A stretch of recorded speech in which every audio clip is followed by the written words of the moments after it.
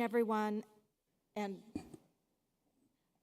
good evening, everyone, and welcome to the June 3rd, 2026 Select Board meeting.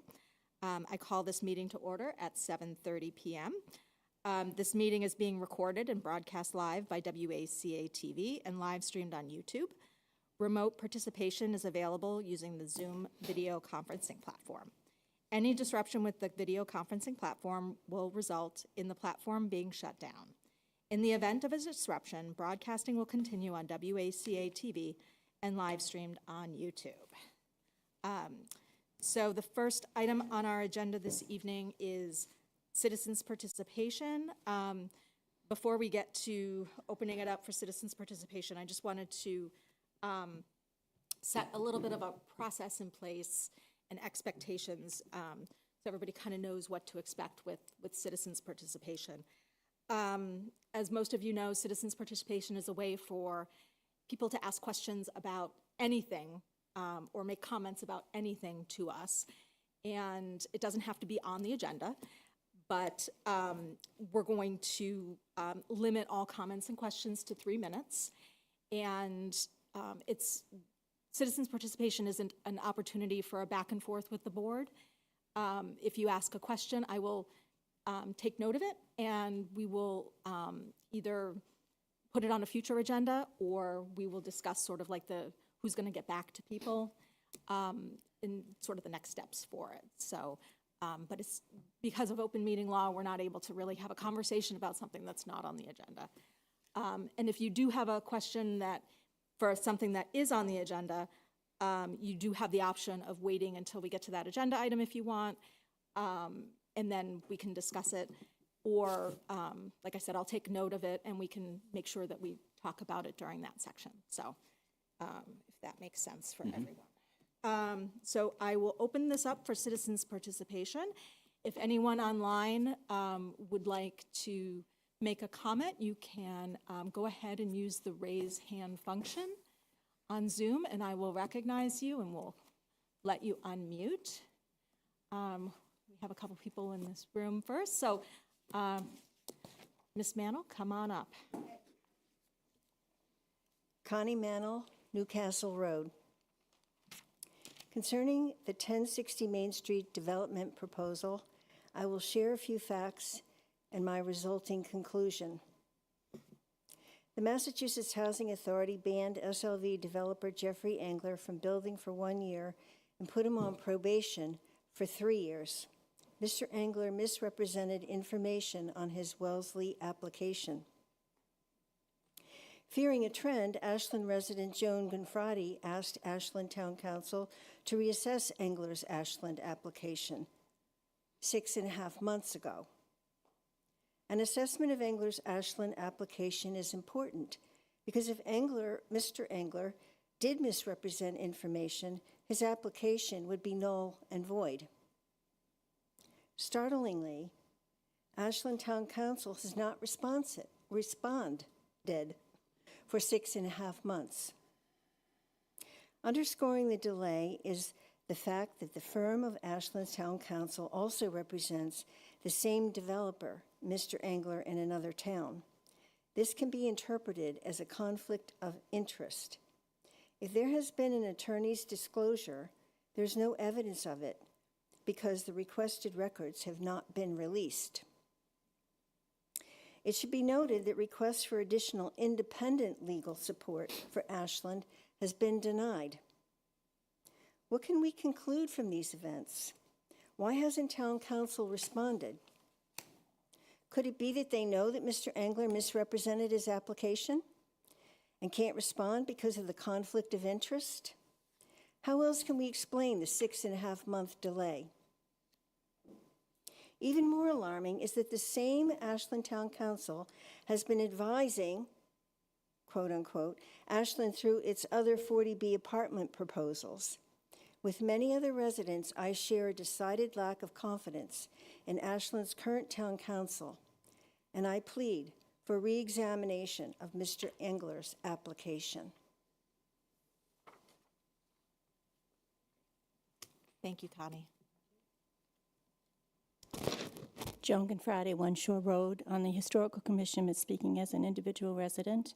I just want to echo what Connie said. It's been very frustrating. It seems almost embarrassing to have had to come back so many times to ask for some kind of a decision or some kind of an answer. So I hope that that will be coming soon. And that's really all I have to say tonight. Thank you. Thank you, Joan. And we have one person online with their hand raised. Luke, if you want to, we'll unmute you. So Luke, it doesn't look like you're connected to audio. If you want to connect to audio and, there we go. Looks like you're connecting now. Okay. So we can unmute, okay, so you're able to unmute yourself. There you go. If you could please identify yourself, please.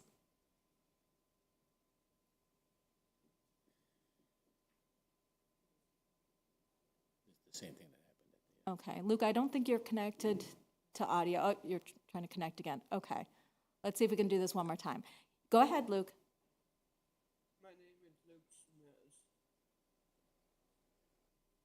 Okay, it doesn't seem to be working. So if there's something specific that you want to make sure you covered, if it's on our agenda, feel free to raise your hand again at another point during the meeting, and we'll recognize you then. He's not connected to audio now, right? No, sorry. Okay. So I think that's everything for citizens' participation. I really should, I apologize, I did not introduce the people that are also here with us tonight. Joining the four of us here at the table is Town Manager Michael Herbert, Assistant Town Manager Catherine Bird, and Town Council Brian Winter. And so, which kind of leads into the next item on our agenda. The first item under old new business is to discuss the comprehensive permit process and management. So Attorney Winter had put together a memo for us. Brian, do you want to take us through that and kind of talk through that? I'd be happy to. So first things first, I'm Brian Winter from Mead, Tellerman and Costa, and my office serves as your town council. Very nice to see everyone again this evening, and thank you for inviting me out. You have a memo that I drafted in front of you, but let me just back up for 2 seconds and explain the context. I believe it was thought that this was an opportune moment to sort of revisit the procedures and the process of comprehensive permits, which is a bit of an unusual subject, not something we normally see every day. Bless you. But of late, something we've seen quite a bit of. And so, as you know, one has already gone through the zoning board. A second was finished off recently. A third one is still under review. And the two that were at the zoning board is now moved to the Conservation Commission. And so we still have, 3 live projects going, in town right now, which is, a great deal of 40B work in the town of Ashland right now. And so the purpose of this memo is really twofold. One is to just, provide a broad overview of what the process looks like, not so much in terms of the granular mechanics, dates and deadlines and things like that, but just the general sort of pre-application process, the public hearing process, and then I'll say a few words about kind of what comes next. And then really to provide a little bit of more of a concrete sort of foundation for that, I've put a timeline together of a recent application that the zoning board heard and that the select board had discussed at various times is an example of that in action, of what that looks like, in the real world as it moves through town hall. And so those are the two sort of broad topics, and I'll go over that now, and then I'm sure you'll open it up to questions, and we'll get into, the more specific questions you may have at that time. And I won't try to anticipate too much of that, because I'm sure you'll have a lot of questions, and we'll get through that as well. So first things first. So the process and procedures, which is the first part of the memo, this isn't really anything more than you wouldn't see in every guide that's out there on 40B. This is the sort of basic nuts and bolts of the 40B process, which I'm sure you all know this, so please forgive me if I'm saying things you've already heard, but 40B is unique, right? It's the zoning board handles a couple of different things under 40A, which is the zoning act. And so they are special permits, variances, site plan, certain things that come under the zoning act. 40B is completely different. And so there's a different process for it. And so just in general terms, the first stage is before we even receive an application, a whole lot of things are happening. So the developer's doing all kinds of things, and we don't even know about that necessarily until they submit what's called a project eligibility application to the state. And we get notice of that, and that's sort of our first official sort of opportunity to see what that looks like and see what this project might be and to provide comment on that. There may have been some engagement before that with a particular developer or applicant, but not always. Sometimes we see it coming and we have some interaction, sometimes we don't. But that's the first sort of point when the process really begins. And I'll talk about the timeline in a second, but you'll see that there was many months between when we got that notice and when the actual eligibility letter issued. And so while this board has the opportunity to gather comments from your departments and your boards and committees and then give that comment letter to the state. And that comment letter can include recommendations, concerns, criticisms, anything that the board wants to say. It's a reflection of the town's position through this board. It's not our decision whether or not the project is eligible. That's the state's decision. And so ultimately the state issues that decision in what's called a PEL, a project eligibility letter, and that is what allows the developer to actually file that application with the town. So that's sort of the nutshell version of the pre-application, and that's when the gears start turning at town hall, right? So now everyone's been alerted. We're getting comments from conservation, from planning, from zoning, from building, from public works, and all that sort of groundwork is starting to be established. And so we know what we're gonna talk about when the application comes in. So that's just sort of phase one. Phase two is when the application is made, now it goes to the zoning board. And the zoning board is unique in that this is the comprehensive part of the comprehensive permit, right? They sit in the shoes of every other town board and body. And that's all on the zoning board, 100%. They're the only entity in town that has the jurisdiction to perform that function. And so in order for them to do it, they get the application, and the first thing that happens is the application goes out to everybody. It goes to the departments, it goes to this board, it goes to everybody. Here's what we've got. We're gonna need comments, we're gonna need feedback, we need to know how to do our jobs.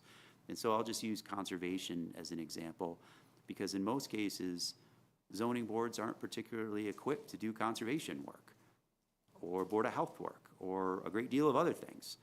And so how are they gonna know how to do that? And that's through communication and outreach. They're gonna have to ask for that feedback, receive that feedback, discuss it, vet it, and so on and so forth. And that's what the public hearing process is about. The zoning board did, in all of these cases, and should in every case, hire outside services, professional services, because town council is not an expert in civil engineering or stormwater design, and usually board members are not either.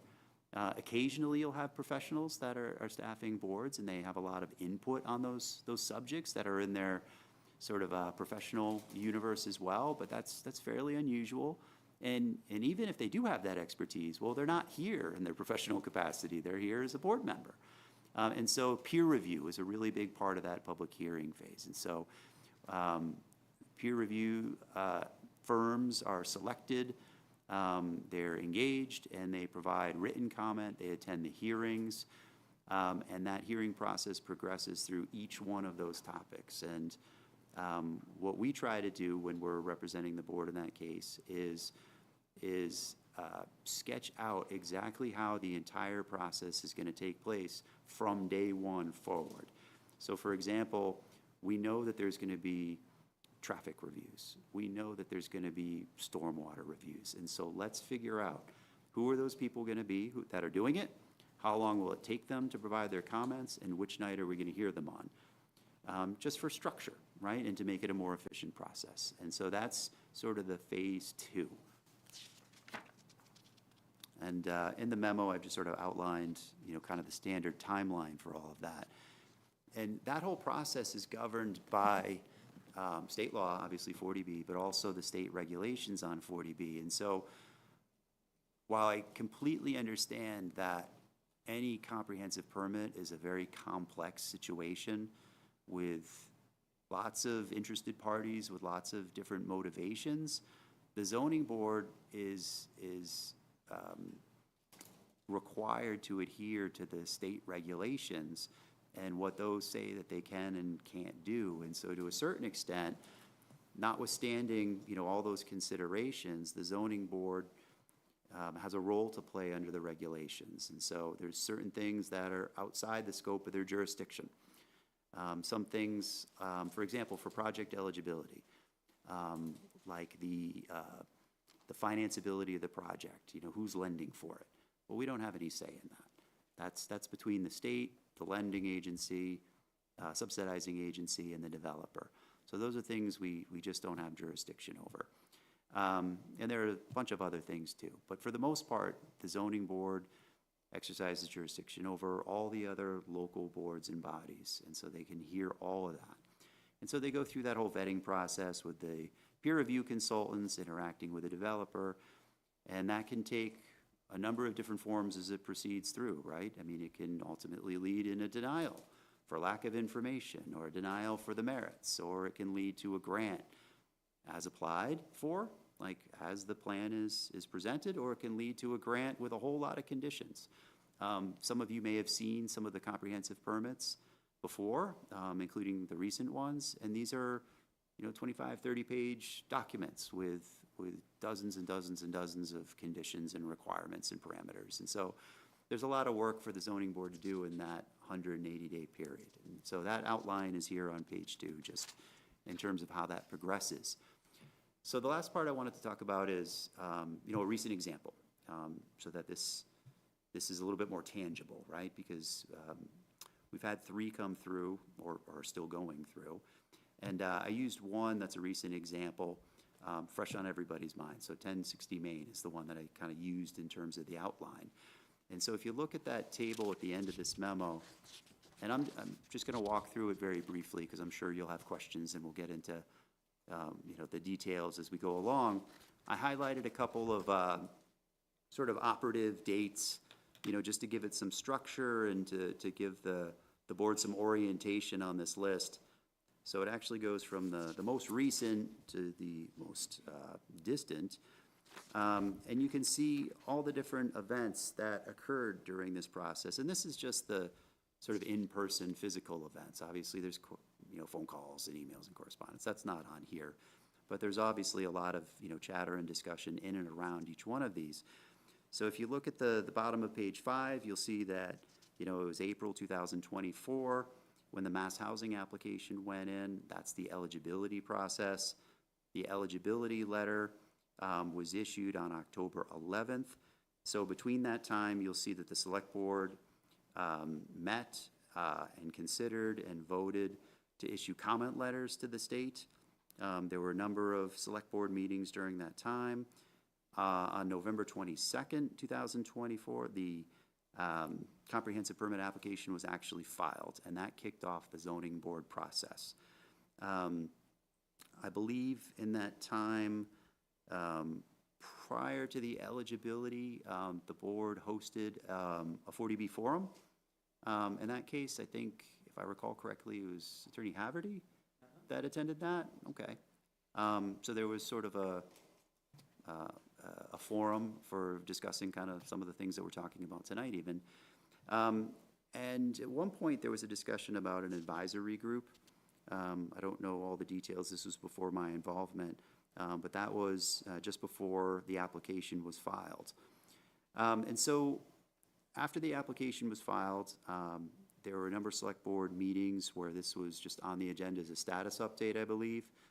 And then the zoning board hearing, began in earnest, shortly after that.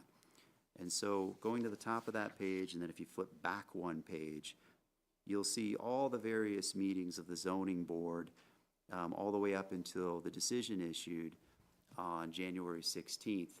So some of these, and I'm just going to note a couple of them, because some of them might not be obvious in and of themselves, just by the way they're written, which is in kind of summary form. So obviously, there were some select board meetings where it was discussed. The ZBA means that was a posted zoning board night of the public hearing. The ZBA check-ins, so those were meetings that were staff-level workshop meetings that I attended, the chair of the zoning board attended, and some staff attended. So the planner attended, and occasionally other people attended those meetings as well. And so those were held every other week routinely, so that we could discuss the communication that came in, the sort of structure of how the zoning board hearing was going to go on the next occasion, what the issues were, what have been raised, which ones have been addressed, which ones are outstanding, those process questions. So obviously, that's not a meeting of the zoning board. There's no quorum, it's not a public hearing. But workshops are an important part of the 40B process because the communication and the information has to circulate, and we need to decide a structure on how this is all going to proceed. So those were sort of formal, check-ins, and you can see there were a lot of them because every 2 weeks we were doing them for each one of the hearings on each one of the 40Bs. So these are specific to 1060 Main, but of course we discussed, whatever board business was in front of them, during those meetings. So you'll also see that there were select board meetings listed in there as well. There were several that I attend, or at least one that I attended, I think, by myself, and there were a number that I attended with Attorney Lisa Mead as well. So I hope you recall those, but there were occasions where we came to the board. And this is an important thing that I just want to highlight right now, because while we're sitting as town council with the zoning board, that doesn't change the fact that the select board is our client, right? And so at the end of the day, town council answers to a majority of this board. This board is the client. And so we had a number of meetings. I think Lisa attended probably some other meetings before I was involved, but I'll let her speak to those when she's available. But we did attend a number to give the board an opportunity to ask us questions, to hear from us, to discuss, the policy direction of these matters, particularly this one. And we carry that, of course, forward to the zoning board. And so when we have these workshop meetings and when I meet with the zoning board, we do that in a way that's consistent with the instructions that we've been given. That's the whole point, of course. And so we're always very mindful of that. And that's the bridge between, what's happening at the select board and what's happening at the zoning board. And so you'll see those occurred as well. And of course, the decision ultimately issued, and the select board met just shortly thereafter to discuss the fact that it did issue and what choices, could potentially come from that.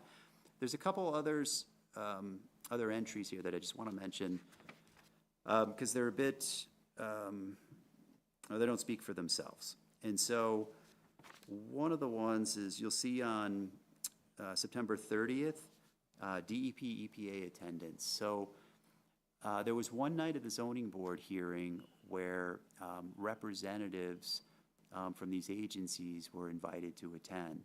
I called this one out because it's a bit unusual for them to attend one of these because we don't have jurisdiction over what the state does. And so the ZBA really can't, it can be informed, but it can't tell the state what to do in many regards, particularly with things that are exclusively within their jurisdiction. But they were kind enough to come and join us that night and try their best to answer some questions and sit down with us that evening. And so that's a bit unusual, but they were willing to do that in this case. You'll see that there's a number of notes right towards the end of the process that just say EOHLC. So this began in January of this year, so about 6 months ago, 5.5 months ago, let's say. And this is where I was asked to communicate with the state agencies that Can you, oversee. can you just Oh, I'm explain to those watching what EOHLC is? We may probably Yes. all know, but the Yes, public no, may absolutely. not. Good Thank point, you. good point. So Mass Housing and EOHLC, which is the Executive Office of Housing and Livable Communities, I think I got that right, is one of the state agencies that oversees the 40B process. And so they used to be called DHCD, another acronym, but they're doing the same function, under a new name. And they're the state agency that receives these applications along with Mass Housing and makes determinations for the eligibility of the project, and they review the financeability of the project to determine that someone is actually willing to subsidize this and it's eligible for that subsidy, and so on and so forth. And so they do all of their work before we get the application to determine whether or not the project is eligible in the first place. But then they get it again at the end of the process, because once it leaves town hall, they have to review it to see what happened at town hall and determine whether that's consistent with the eligibility that they issued and determined. And then ultimately what comes out of that is a final plan set, a final determination, and that's what allows the project to proceed. So when we're done with it, they actually get it back. And so those are two state agencies that are involved, but are separate. And did I hear you say correctly that you represented Ashland at some of those meetings with EOHLC, or were on phone calls with them? So yes, yeah, and this is the part I wanted to just pause on for a minute, Okay. because this is a little, I don't know if unusual is the right word, but it's not something that happens in every application. And so right around January or somewhere thereabouts, there was a discussion about the eligibility of the project and certain circumstances around this application and this developer. And I don't want to go into the details about that, because that's maybe a conversation for another day, and these projects are still alive and being reviewed by town agencies. But I did communicate with them at the town's request. And so their general counsel was gracious enough to give me time on several occasions to speak about a great many things, and we did have all those conversations. And so we discussed what their process looks like, and how they do what they do, and how they reach those decisions. And so we exchanged some information, which from my end included the documents that we have, which in some cases we had some concerns about whether or not they were complete and whether or not they were accurate. And so we exchanged some of that information. I had some gaps in the correspondence. I had reason to believe that there was some other correspondence out there, and so they were kind enough to provide that to me, which I've shared. And so we continued that conversation on a number of occasions. I asked more questions. They got back to me as best as they could, while also expressing that this is their job, and their inner workings were their inner workings, and certain things, particularly of an investigatory nature, are not things that they're going to share with me. And so, at any rate, I had those conversations on a number of occasions, as you can see there, and communicated that back, to the extent I got answers. I communicated those, and not all of them, and I'll be completely honest. And who did that get communicated back to, town management or the ZBA? Not the ZBA, because Okay. this would be outside of their jurisdiction, but conversations in the staff meetings with Michael. And I think that occurred on several occasions, and I think there were also a couple email exchanges on that topic. And I don't know if you want to speak to that as well. Yeah, I think the last one with relation to that was the records request. Yep. Right, which we had talked about the timeline, but which we had received in April. So we finally got a response. They had went, and so I had forwarded that to the board on April 9th. And that's the records request from Executive Office of Housing and Livable Communities. Okay, yep, and that was something that came about as a result of that that back and forth, I think would be fair to say, because I think, I don't know how I want to put this exactly, but I think I had reached the limits of their willingness to continue engaging with me on some of these topics. Again, because they have certain limits to what they can disclose, and so thus the public records request to try to continue that. And so that's what these notes are with respect to EOHLC. And so that brings us up to, where we are today. There's still, you've got the public records request response, is that right? And there's still some questions surrounding a couple of those sort of related issues. And again, I don't necessarily want to get into the details of an active matter before the town, but I will say that there's still a couple of loose ends. Some title issues, we're expecting that report within a week. I checked in with my team today to find out if there was an update on that. The update is we expect it within a week. And so there are a couple other things that we expect we're still going to report on. And again, it's still an active matter before the town, so these are still live questions. So I know, Joe, you have a question. We'll just open it up to the board first, and then we'll open it up to the public. But Joe, go ahead. Thank you, Madam Chair. Brian, I have a quick question. The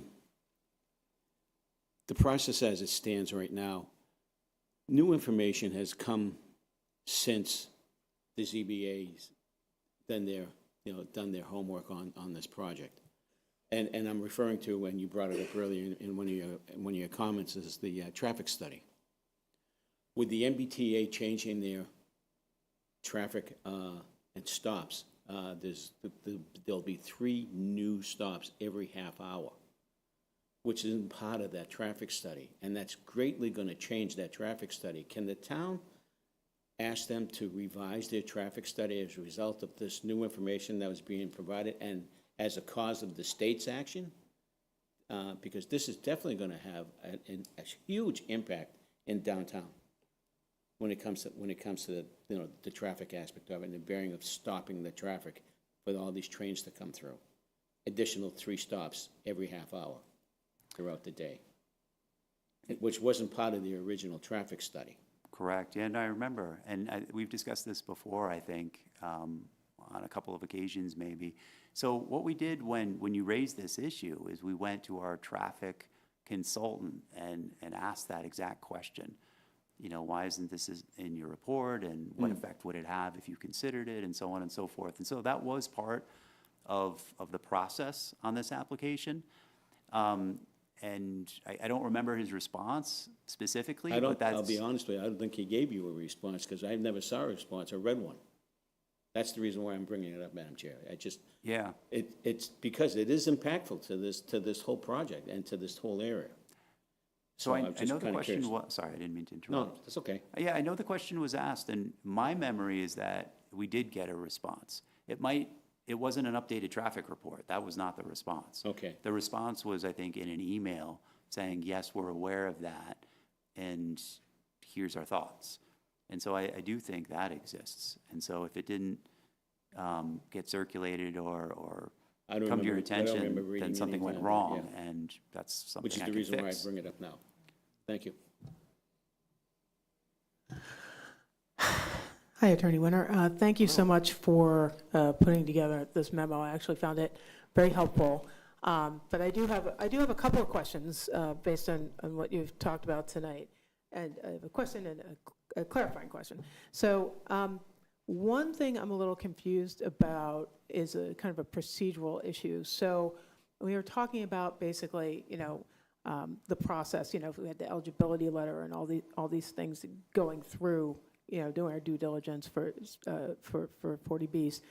Specifically for 1060, I'm just trying to get my head around when in the process, ideally, we would have been able to bring up that issue, the issue with the deed that's restricting residential housing on that property. It seems like that came pretty late in the process, and I would think that that might come earlier, like maybe as one of the initial things. And I'm just speaking personally, I wasn't aware of that until I think we were further along, I'd just like to get an idea of insofar as those sort of issues, where should that be, when we're engaging developers with this? No, I understand your question. It's a good question. So there's kind of two levels to that. One is just sort of the site control, being aware of, what restrictions exist on the site and whether the developer has the control necessary to do a project. And then the second part of that is, well, do we dispute that, or do we have any concerns about that? Is that accurate information? Is it complete information? Do we have thoughts, feelings, and opinions about that? And so we might be aware of kind of what the baseline is, because they have to present site control to us at the very beginning in their application. They have to present that actually to the state agencies. And so that's supposed to come out right in the beginning before we even get it. The applicant makes a representation, I have site control and I have the ability to do this, and here's why I believe that.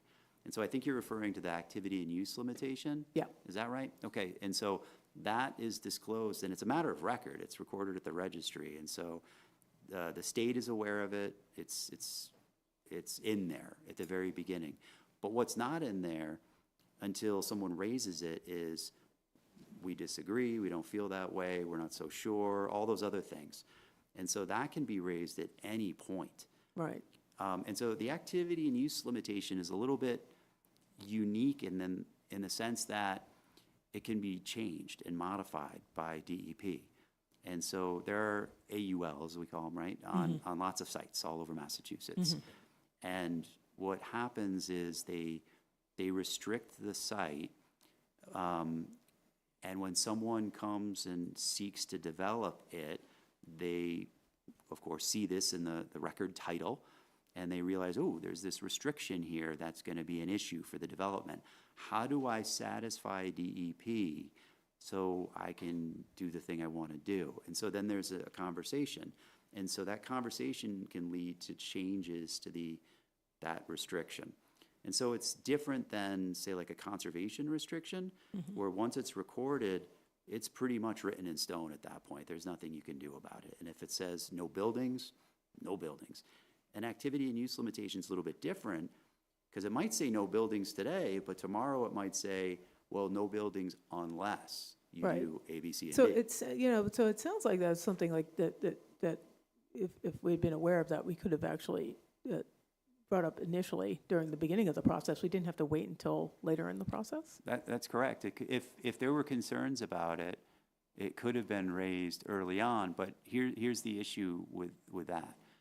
We're not the agency that ultimately decides if that's problematic or not. That's part of the eligibility, and the EOHLC is the agency that decides, and we have case law, and I'm not saying I agree with the case law, I'm just saying Sure. we have it. And it says that if the state determines that it's eligible and that there isn't a restriction that prohibits this, then that's binding on us. We don't get to sort of unpack that. You don't mind me jumping in? Sure. I thought for sure in our first letters to the state and some of the comments that people in there, that it was brought up that it had this limitation on the property. If I remember, I mean, it's been a couple years, but I thought for sure if not from our letter, either from conservation or from a resident or something, that we put our initial package to Mass Housing, that this was an issue for this piece of property to put housing. In our initial package? We were aware of I'll that? have to check, but Yep. I mean, it Can we does- check? Yeah, Yeah. it was a pretty substantial package that we put together. And I Okay. believe you might be right, Yolanda. And I think the key, as Attorney Winter points out, it's not necessarily what we think. It's what, No, I understand I that, understand but that, just to but clarify for For my Makita, who's purposes, saying I just want to understand from a that town, from her understanding, Yeah. it was only brought up within the little- last 6 months. a little late, yeah, I would have to exactly. double check, but I thought for sure, and again, if not in our letter, Yeah. certainly I- from residents who are involved had put this in their letter. So what you're saying is that it might have been in our letter and it might have been in our information to the state, but they basically said, no, we're approving this project to move forward. That's what I'm hearing. Because it's mutable, basically, they can Yeah. change that If designation at right, any time. Exactly. If you can make DEP happy, then we'll be happy, is essentially where they landed. And just one other little note on that is, It wasn't unknown to the state. The state would have known from day one because Okay. they work with their sister agencies, and this is a DEP document. So they were aware. They were aware from day initially. one. The state was well aware that this It was this not was hidden, there, and they knew it when the process started. So I think that's an Yes. important And, thing to and so the understand as well. But significance, I think, is the question, right? Like, well, what does this mean in terms of the impact on the site? But it And we're not also- the ones that get to decide it, and that's the problem. I understand that. Yeah. I'm sorry. Go ahead. Just one last thing, but it also goes to, and again, I wasn't at the meeting, but I was told that at one of the Conservation Commission meetings, the developer stated that they weren't aware of this, or maybe I heard wrong. Well, yeah, I think we just need to get some clarification on this particular issue. I'd like to, because insofar as Okay. what the developer is saying, as far as what we knew and when we knew it and when we were able to say something about it, I'm just from a Maybe I process. misspoke, but Yeah, maybe just from a process standpoint, because I just want to make sure that I understand, not even necessarily for this particular issue, but just generally, like moving forward, like how this works. So but I do want to get some understanding about what happened with this particular property as well. So I think, Yolanda, to your point, like we could just get some clarification around that and double check, that would be great. The second question I had for you was just a clarification. When you were talking about the EPA and the state, I think you had said that, we had these various agencies come in and it basically, didn't really matter what they said because the state basically had controlling authority over what happened with the property. Is that true? Like, so the state's decision supersedes that of the EPA, or? With respect to certain topics. Okay. And it gets complicated very quickly. I'm Yeah. sorry about this, but. Yeah, could you dig into that a little Yeah, bit? 'Cause let I me, just let me wanna unpack get- it a little bit Yeah, if yeah, I yeah. can. So, Yeah. there are certain state laws that are administered and enforced by the state and not the town and not the zoning board. And so like 21E, which is contaminated sites, that's something that they have jurisdiction over, and that's where the activity and use limitation came from. And so they can inform us, they can talk to us, we can communicate with them, we can even try to influence them and persuade them. But at the end of the day, it's their decision, and we don't really get to do much about it, other than sort of be a stakeholder and comment. Okay. But they're the agency in charge of that. So that's one example. So that's this contaminated site question.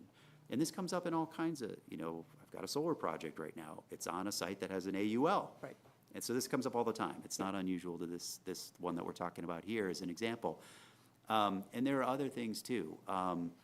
There are, financial questions. There are different subsidizing agencies that get to decide those things. We can learn about them, we can communicate with them, but they get to decide them. And so, this is gonna sound a little crass, but DEP and EPA could have said, I'm sorry, that's not your lane. Right. This is our lane, and we're not really inclined, we don't have the resources. This actually occurred the night before a government shutdown. And so we got them here, but it was kind of like their last day on the job. So there was just a weird coincidence, but that's how it happened. And so they were kind enough to come, but they didn't have to.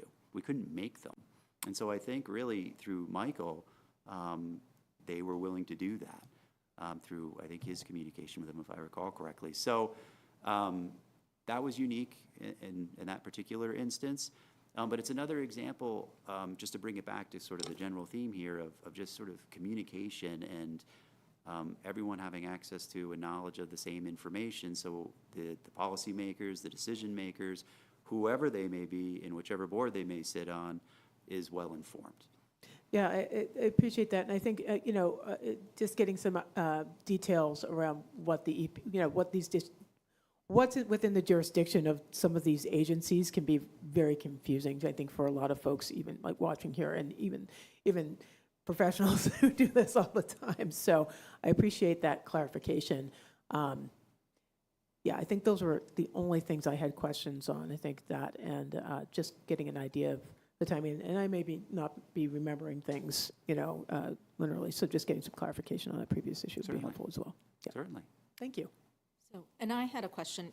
One of the things that you mentioned was that sort of after town hall is done with, the permitting process or whatever, that there's a final determination made by EOHLC. about whether or not it goes forward. So I assume if we're talking specifically about the example of 10 to 60 Main, so after the Conservation Commission process, they will re-review the whole application and see if it is still eligible, or sort of like, you know, because if there are things that have happened since the initial eligibility letter, and they become aware of things, could they then deny the project? Could they, you know, like I'm interested, like, what that might look like. So, yes, no, great question. And keep in mind, they haven't seen it since they issued their letter on, October 11th, 2024. So a whole lot has happened since then. And so the thing they're going to look for most of all is compliance with the conditions they put in their eligibility letter. Because the project changed quite a bit when it was here. And so the first thing that they're going to look at is, are those changes within the scope of the conditions that we, set in the very beginning? But they're also going to look at the project generally. Financial conditions in the world have changed since then, and there's probably other things they look at as well. But ultimately, they evaluate those things. I believe, I don't want to speak for them. I've never been inside, what, their agency to see exactly how they do this. I believe that they communicate with sister agencies as well, and get feedback, on what's going on with this. For example, Mass DEP, where are you at with this? That wouldn't surprise me at all to find out that they communicate with their sister agencies. And at the end, they issue a final approval. And that's what allows the developer to go forward. So what the zoning board issued is not the end. That's a step along the way. And the final approval comes from the state, with all these things being considered, and then they determine, yes, this is still financially possible, it's still constructible, and so on and so forth, and here's your final approval. Then it comes back to us for building permits and things like that. Yeah, is there any way, and it's probably not possible, but is there any way that we can communicate to them prior to that final decision, just like a summary of where we stand with it as a community since that initial eligibility letter? Is there something in the process that we can do to, I don't know, I'm just throwing that out there. No, I understand, and Yeah. So my general position on this is, who's going to stop us from sending a letter? Okay. And why not? Yeah. It's not something that's contemplated in the formal regulatory process, but I can't imagine, if you're, council and staff reviewers of a project and you get correspondence from, whether it's from the executive board of the town or anyone else, you're going to receive that, right? Okay. And look at it. I can't tell you what they're going to do with it. Yep, okay. I will say, I did look it up, and we did bring up the AUL pretty extensively, I think, in the first comment letter that we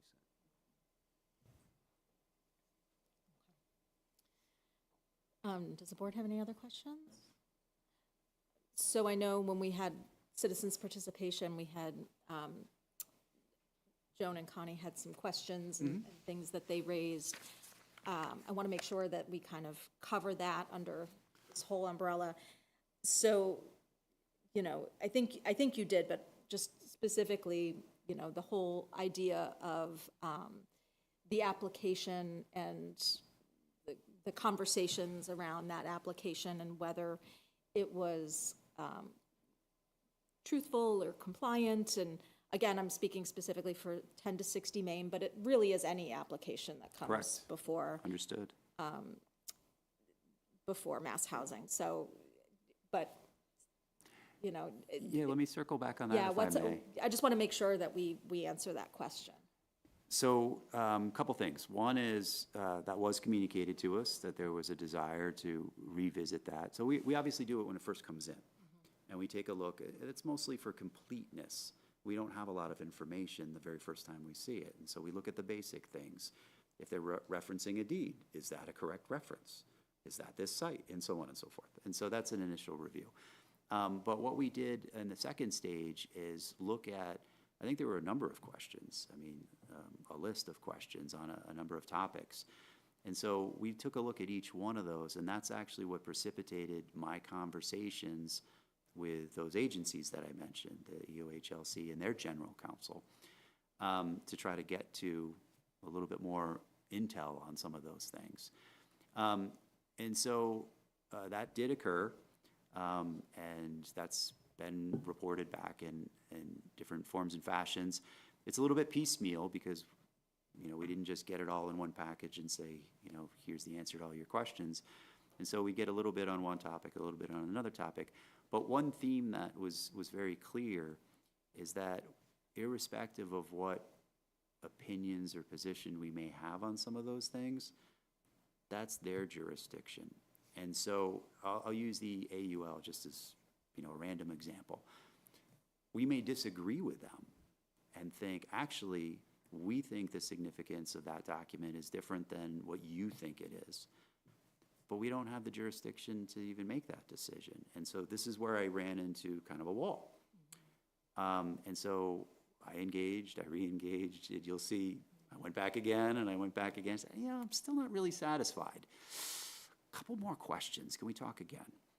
And I would write an email and say, here's what I want to talk about this time. Did you find anything? And they said, you know what? Give me a week or two. I will speak to the staff over at Mass Housing and see what I can find out. So they were willing to do that for me, and so on and so forth. And so this continued for a while. But ultimately, we hit the end of the road, as it was expressed to me, that we were starting to get into things that kind of aren't our business at the end of the day from an administrative perspective. And they had provided as much as they were willing to provide us. And so they do what they do, however they do it, and they have staff attorneys, they have professionals that receive all these things, review them, and make determinations. And so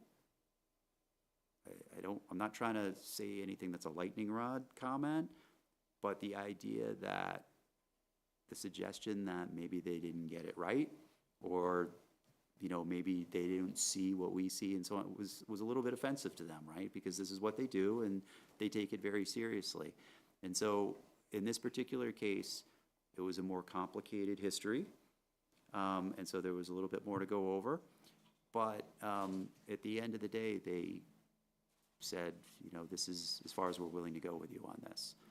And so we got the public records request response, and I don't know how much more is in that we didn't. Can I ask a follow-up question to that? So you're saying that once everything's done here in town, it'll go back to EOHLC and they'll give the final decision? Yes.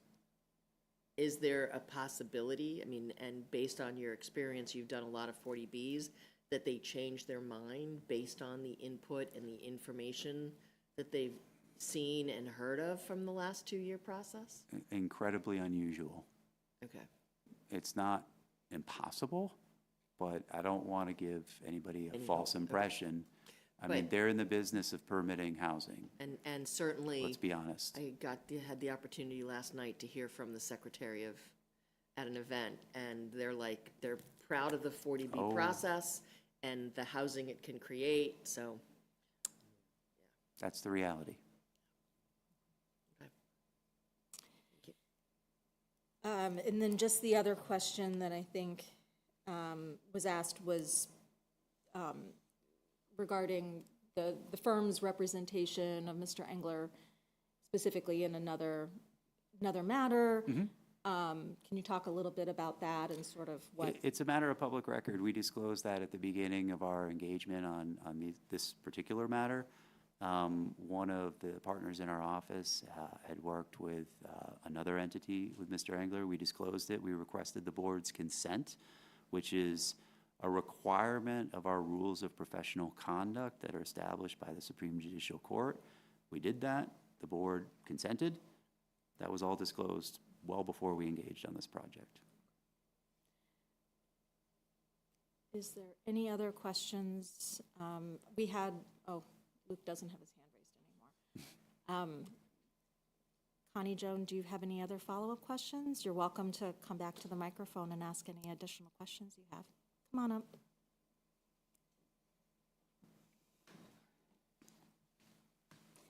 Joan and Friday, One Shore Road, Ashland, on the Historical Commission, speaking as an individual resident.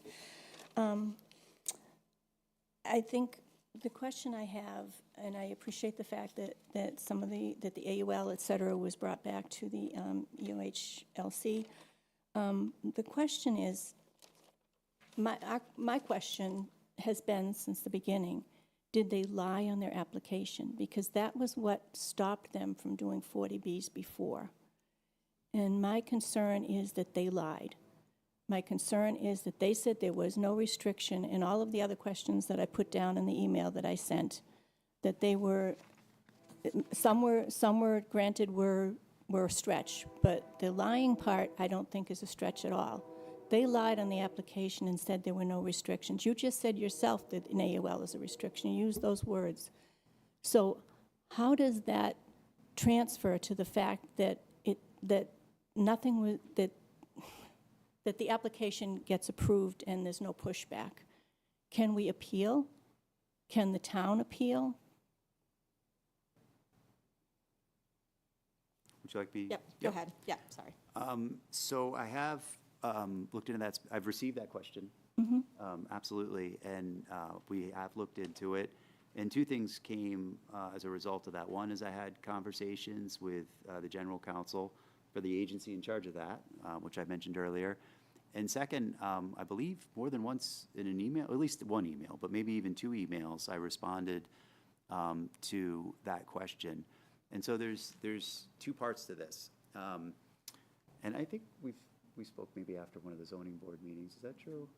Maybe we Very did. briefly, we Maybe did, yes. briefly, yeah. And so certainly aware of it. And so part one is just sort of the legal analysis. And so there are different kinds of restrictions. And it's not our application form, it's the state's application form. And so I can't tell you what it is they're looking for and what they review for and what things they consider to be the restrictions they're asking about versus something else. So I don't know what they review in terms of accuracy and truthfulness. So the example I gave earlier tonight was like a conservation restriction. So that's a permanent restriction, basically written in stone. And if it says no buildings, then there are no buildings, end of story. That's recorded and it can't change. An AUL is a different kind of thing. And there's all kinds of other real estate instruments that might go on the record for a property. And it's the state that reviews that and decides if that's one they care about or one that should have been disclosed, one that wasn't disclosed and they do care about it. And so this is the other part of it. Even if, let's say hypothetically, I completely disagree with them and I say it is a restriction and you should have not issued your project eligibility letter because it wasn't disclosed and it changes everything. They don't have to accept that.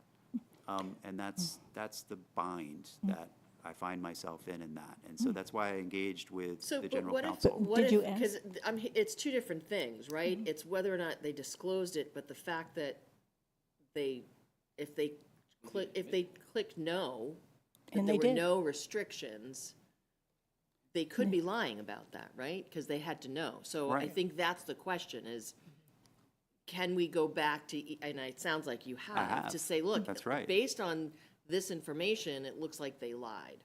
But from what I'm hearing is, yes, they might have done that, but it's EOHLC and Mass Housing that gets to decide if they agree with us on that. That's right. And so I can raise the allegation. Right. But We're it's not our concerned that this jurisdiction, is it's not theirs. truthful. Mr. Winter, so did you raise it that way, that they lied on the application? Yes, this is, and so I had the list of questions. Yeah. That was communicated to me. And so I knew that was one of the questions that needed to be asked. And so I have asked that question. And the answer to it, as I've stated before, is Not our jurisdiction. our staff people performed their obligations professionally and reached the determination that they did, and we believe they did it properly. Yet another town, he lied in, and he was banned from doing 40B. So I'm again, very frustrated that there were several questions there, and if they were all proposed in the sense of, we believe they lied on their application, can we have an answer to that? And you're saying that they said, no, we can't have an answer to that, or they said, no, we disagree with you? Well, so they said, we disagree, we reviewed it and issued the project eligibility letter, which is the evidence that we didn't think he violated or this applicant did anything improper. They did their diligence, was the answer. Can I ask if you believe that? It- Maybe it doesn't matter, but Yeah, I'd like to no, know. I'm not trying to be Yeah. curt at I all know, I or know. dismissive at Yeah. all. It's just it's kind of a funny question because whatever I believe, I don't have the power to do anything about it. I understand that. And so this is the sort of jam that I'm in with that issue. We raised the issue, we've looked at the issue, and I've presented it to them to give them another chance to, them being the state, to give them an opportunity to reflect on it, and that's the answer we got. We issued the eligibility, that's our position. Thank you for calling. Brian, is there an appellate procedure that could come into play here to appeal this process or to appeal their decision with respect to that? They just have the final say no matter what? They do, on that issue, yes. On that one specific issue? On the eligibility, Yeah. we don't have the ability to reach behind the eligibility and challenge it. That's So, right. I'm a little concerned that they may have made a mistake and they don't want to admit it, so they're just going to pass it along, and then in the long run, the town gets it, you know, where it needs to be. Brian, I think the question is who's overseeing the overseers? Thank you. That's Yeah, a great question. Yes, yeah. Yeah, who has oversight over I this mean, would that process? be Like, is there, state is agency? it just ends where it ends? Is it the governor's office? Yeah. Manchester by the Sea is appealing right now. I don't know what they're appealing for. I haven't investigated that deeply, but they are appealing a 40B project. It's in Superior Court. I'm aware of that So case. can we appeal? The time period to appeal the comprehensive permit here has lapsed. But In that case, it was appealed. In this case, it wasn't. But to answer your question, Michael, it's a state agency, and so their org chart is I'm not entirely sure. Secretariat level. There's so a it would secretary be- that oversees, I think, several of the departments together, actually, but there is a person in charge of that. I do see that Luke has his hand raised again, so I do want to give an opportunity in case Luke would like to ask a question.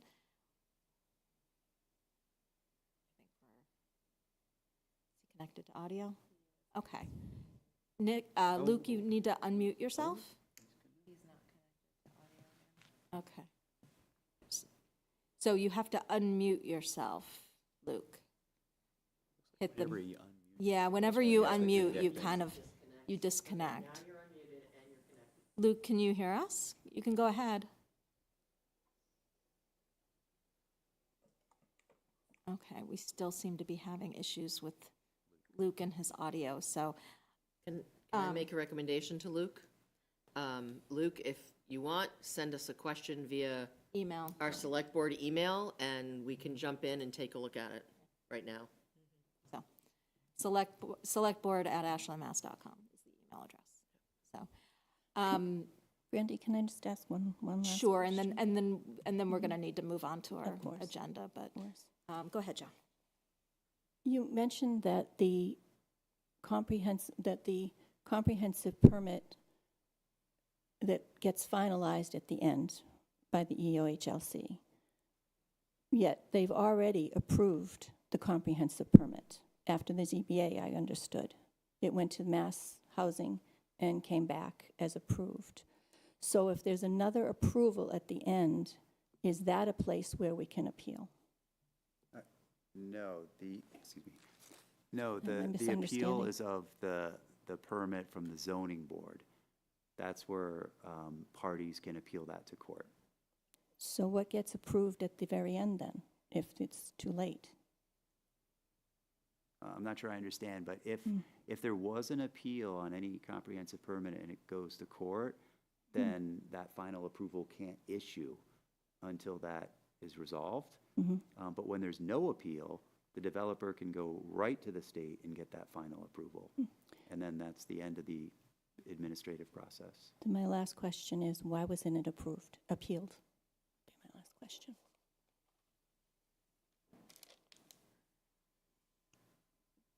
don't I can, know I if you wanna can answer that question. The, the select board would have been the entity to appeal that, and we did not appeal the decision. So. Also, Mr. Engler didn't appeal the decision as well, so it's on both sides. It's also appealable by any party in interest, anyone who's aggrieved. And so it could be abutters, it could be other interested parties. There are a number, it's not just the board or Mr. Engler, it could have been any abutter. And just to answer your question, like, we, based on the information we had, and legal standing and things like that, I would say that the best, we tried to do the best we could for the entire community. And that, based on advice from council, based on conversations we've had with our town manager and ourselves, so there was no decision on the select board to quote unquote fight the project and push to deny the project. There was never that from the select board. So. Oh, well, we're not going to talk about, yeah, I believe those were executive sessions. Yes. so. All right. So on that note, thank you, Mr. Winter. We appreciate you putting together My this pleasure. memo and taking us through this. Thank you guys for asking questions. I think it was a good conversation. And unless anybody else has anything further, we will move on in our agenda. I'm sorry, I don't mean to step out of my lane. This isn't any of my business, but I see Luke has his hand up again, and I'm just curious if that email came in. I just didn't want to leave or break from this if there was still another question that I could answer. I don't see a recent Just- I email was from gonna say, you. I'm not seeing No. an email from him. Okay, just double checking, that's all. Okay. Okay. I would just say Terrific. one more time, Luke, if you have a question, feel free to send it to selectboard@ashlandmass.com. A number of us have it open right now, so if you wanted to send it in, we could answer your question. Okay. All right, I think we're all set. So thank you, Attorney Winter. We appreciate it. Yes. Yes, thank you. Thank you. Thanks Thank for you. being here. The next item on our agenda is a stabilization fund update. I'm going to turn this over to Michael. We had wanted to talk about the stabilization fund as it relates to where we are with our balance, where we are with, post-town meeting, what were our projected amounts. So, Michael, you want to go ahead and share your screen? There you go. I'll turn it over to you. Thank you. Brandy said, make sure you can share your screen so we can put this on here, so hopefully everybody can see it. So yeah, this is our stabilization fund balance going all the way back to 2004. And I think there was more of a question about what do things look like recently, like you said. So if you'll just indulge me a little bit, I'll go back just to 2021, where you see a series of withdrawals that were made from 21 to 23. That was during the COVID period, and that was a planned set of withdrawals that we did during during that period. But over time, as we built our balance up, we started to get to a point where we had reached our 10% goal, meaning that 10% of our expenditures, we had enough to fund 10% of the expenditures in our stabilization fund. And so that's why you see the deposits, the transfers in 23, 24, and 25 so low, because we only had to put in just a little bit to maintain that 10% goal. It wasn't until 2026 when we needed to dip into that stabilization fund just because of the structural imbalance that we had. And so we had transferred out for FY26, we transferred out 2.2 million, leaving us a balance of 8.3 million. And then that was carried over to this year, and so we're planning on taking out for FY27 1.8 million. Now, we will transfer money in at town meeting. It'll be substantially more than, the tens of thousands that you see, just because we did dip below the 10%, and so according to our financial policies, we put more in of our free cash into the stabilization fund. So that $6.5 million ending balance at the end of fall town meeting will be a little bit higher, but I won't know that until we have free cash. So that's where we stand with the stabilization fund right now. Our expenditures, our general fund expenditures are around $90 million. So, to reach back up to the 10%, we would need to get to $9 million. So, quick question regarding the 2.2 that we transferred out of the stabilization fund for 2026. So those are the one-time funds. Some of that was related to, if I'm correct, if I'm not correct, let me know. Some of the ARPA funds that we had, that to be able to use it, we had to put it into a general, we had to sort of put it someplace, and then I thought we had more that we put into stabilization as well from 25 to 26. Nope. So in 25, we did use ARPA funds in that way. That's one of the reasons why we didn't have to go into stabilization that year. So it basically kicked the can down the road another year. And so last year when we did 2026,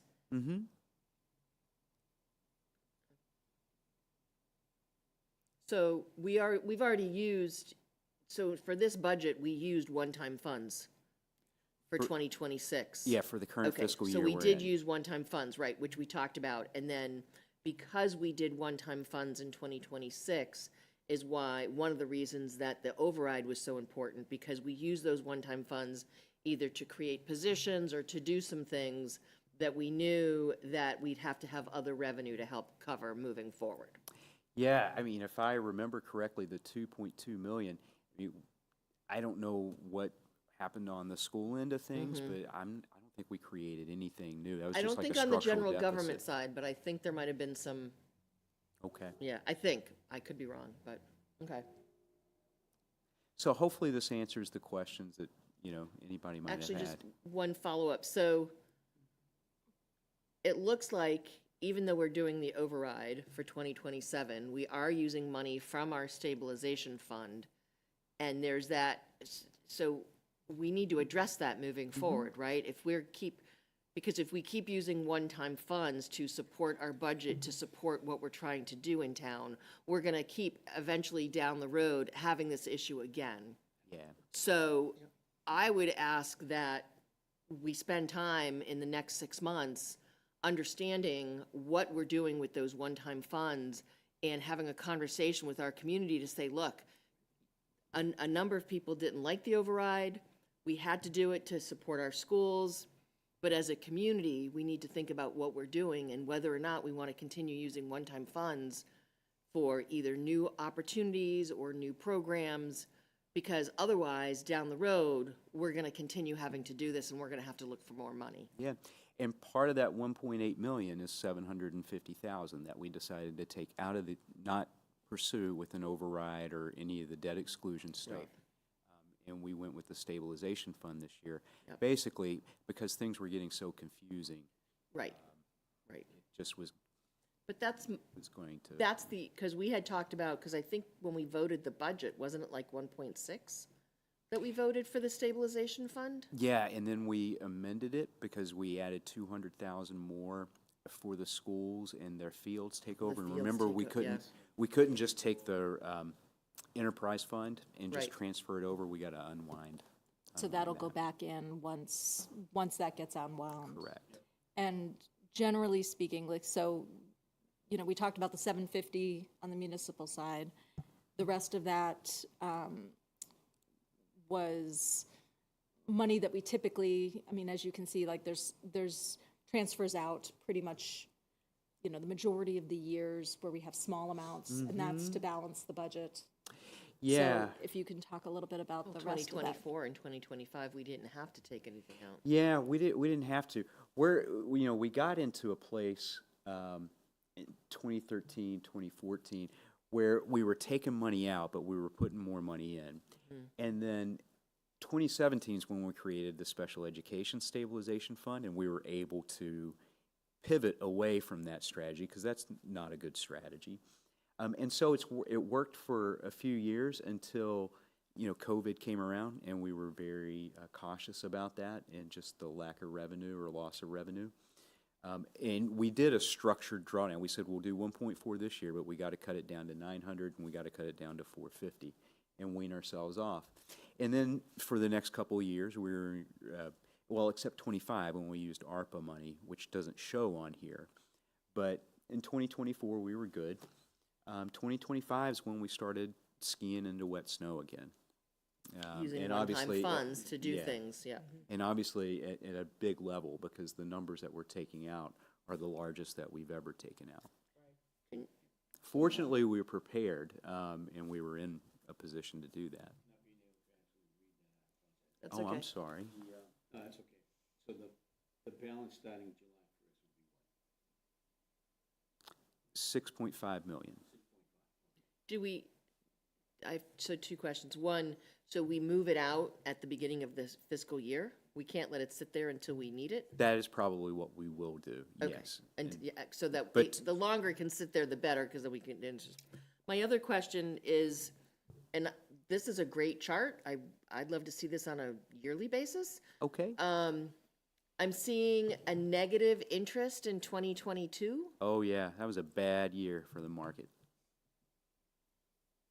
Oh, okay, so this is sitting in, what is this money sitting in? This is in usually CDs, but there's also, it's the majority of it's fixed income, so like bonds and CDs. Okay. If it is invested into equities at all, there is such a limited, we can only do like Certain things, certain yeah. ones, yeah.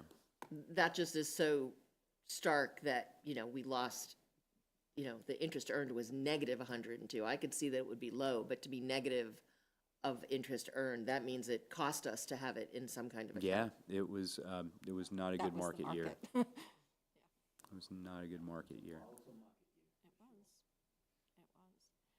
And so when we, like, I know, so when we were looking at the stabilization fund before, we hadn't taken out money. Let me look to see this in front of me. We had voted at Ashland Town Meeting in 2025 to take out 2.2 million, but that hadn't hit yet. Like, so can you talk a little bit about the timing of that? Like, so, because now we're looking at FY27 budget, which we allocated the 1.9? 1.8. 1.8. Yeah. But we still haven't we haven't Haven't even finished. spent anything yet. Right. Right. Because we'll, in fall town meeting, we'll allocate free cash and pay out from the stabilization fund, or how does that work? Yeah, so when we make the transfer, so at fall town meeting, we'll get our free cash certified in the fall, And so free cash has to be certified to know what you have. And then that goes to town meeting, and so we appropriate that free cash based on our financial policies. And that's where the appropriation is made to the stabilization But fund. that's the transfer in, right? The transfer out, the 2.2 for 2026, it's fiscal year 26, so that's already been taken. I'll have to look and see like what exactly is taken out, because we probably do it that way and not take it out unless we absolutely have to. Or at the end. So Yeah. could this then, well, here's a question, and this is where it gets crazy, right? The free cash is basically our budget, right? So we budget X amount, and then we do our expenses throughout the year, and at the end of the year, we say, okay, this is what we budgeted, this is what the difference is, and this is now free cash. So if we don't wind up needing to pull the full 2.256 that we said we were going to pull from this reserve, does that lower our free cash? And do we adjust this that says we didn't have to pull out the 2.2? Or does it just bring our free cash number higher because we didn't use all the money? Let me get back to you on that. I Okay, want to it make sure. would be good to I'm- understand. Because there's like revolving funds, we do the same thing with revolving funds. There's a bunch of different accounts that, and then it's like, okay, well, how do we want to keep more money in stabilization or revolving funds at the end of the year? So there's a lot of different questions that Yeah. this can bring up, and so that's why I wanted to get back to you Okay. with an answer. There's the different permutations. I mean, I'm And sure- it's been appropriated, I'm that's sure- the thing. Yeah. Well, that's the thing, right? It's been appropriated, right? So that's why it's saying it's been pulled. It's been, but that goes to, if we're not transferring it out until we need it, and that's why it would be good for us to be sort of tracking the budget on a quarterly basis as well, to say, okay, we don't really need, okay, now we're actually pulling it out What of do we these really need? funds. What do we really Yeah. need? Yeah. What do we really need right now? And I think that's a fair question, something that we need to understand better. Yeah, I mean, let me get back to you on that, because these are very involved questions. Yeah. Now you're talking almost about like what the difference between an audit and a budget is. Actually, this is a really good segue. Brandy and I had talked a little bit, and one of the things I'd want to propose, and maybe we could answer this question with a bunch of others, is would the board want me to do, and work with Cindy and Steph, to do maybe a 2 to 3 hour session on a Saturday just on the financial cycle? Because what I'm finding where a lot of people get confused, if you're not in it, is at any given time, we're working in 3 fiscal years. Correct. So I've got the FY25 audit being completed right now. So I've got stuff going on there. We're in FY26, and so we have everything involved with that, making sure the tax bills are out, all that good stuff. And then we've been talking about FY27. Yeah. And so I think just kind of giving the board a sense of, okay, what's that cycle look like?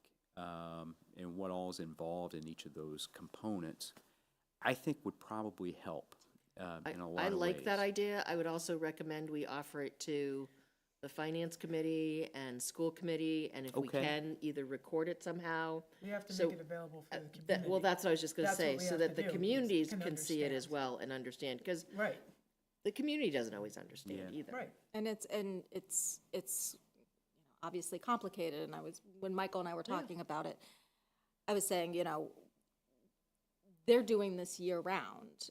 We generally don't pick up the budget until like February-ish, January, February, through town meeting, and then we don't see it again until the next year. And that's basically. where Yeah. we've talked about trying to have quarterly updates on where we're at with the That's right. budget. What have we spent?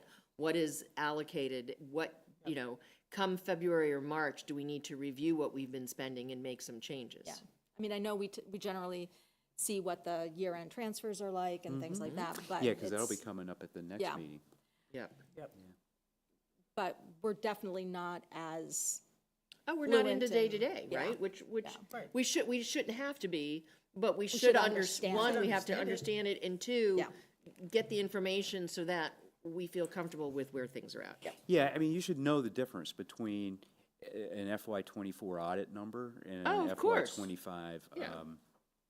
Okay, know, yeah, FY so I think the '25 idea of a Saturday morning, I Yeah. mean, reach out to the staff and do that, that'd be great. Okay. I don't know how people feel about doing it in the summer, but I think sooner, Well, I mean, I feel like doing it.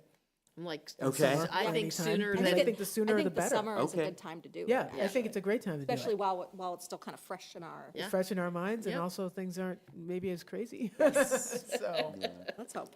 you know, Okay. thank you. Thank Thank you. you. Does anyone have any other questions on the stabilization fund? Are we good? Can we get this shared with us? yeah, Okay, because it Yeah. wasn't in the packet, so yeah. that'd be great. Thank you. And I think I included this, or a version of this in our budget document this year. And so we'll also include it, you know, in future years. We added a couple of things too. Yeah, most of this was, I think it was like in March that it was, we discussed. Okay, well, I but know it what was- my Yeah. life was like in March, so. Feels like an eternity ago at If this it came point. through an email, Yeah. I apologize for missing it. Okay. All right. Yes, I do. I was gonna. Not in March, I wasn't. Okay. Counting down to April, but not in March. So the next item on our agenda is discuss the summer meeting schedule and potentially a retreat. So typically, we have, in some way, shape, or form, reduced the number of meetings that we generally have in the summertime. Some combination of, you know, for July and August, or July or August, partly depending on people's schedules, partly depending on sort of like what comes through from, that we need to, what business we need to make sure we take care of. Any thoughts as to schedule, like July, August, what you all want I'm to? not going anywhere, so. No more big travel? No, not this summer. Do we want to make sure, do we want to plan to only have one meeting in July, I guess is the first question. well, I mean, that depends, right? Because because we also have to take board retreat into consideration. Right, and whatever now this new special- financial And the thing. special session. So it sounds like we're going to have possibly a maximum of 3 meetings in July, even if we just have one regular session. Well, I There's would, no way I can get like a retreat and the finance thing and a regular meeting in time for July. I well, can't do that. I'm looking at, our first meeting is technically July 1st. So that's holiday week. Yeah. Yeah. I mean, we can't I do don't know what, if people, I mean, like I said, I'm not going anywhere, but other people. So do we want to just look at one meeting in July being the 15th for a regular meeting? And then if we can't do both the retreat and the financial that month, do we do one of them that month? Yeah, and then the others next month. And then the other one, So we have like 2 meetings in July and like 2 meetings in August or whatever, potentially. Or 3, but probably 2. Sure. No, that works. August, we might need to do both because of appointments. Oh, that's We right. definitely have to Yeah, do August, appointments. Yeah, 31st. August would be the 5th and the 19th. Hold on for a second. Yeah, I don't think Catherine and I will be around on the 19th Of August? of August. Yeah, You won't be around, or? Yeah, I don't think, I'll be off, and you got college move-in, yeah. Do we want to, could we push it to the 26th? Or just wait until the 2nd of September?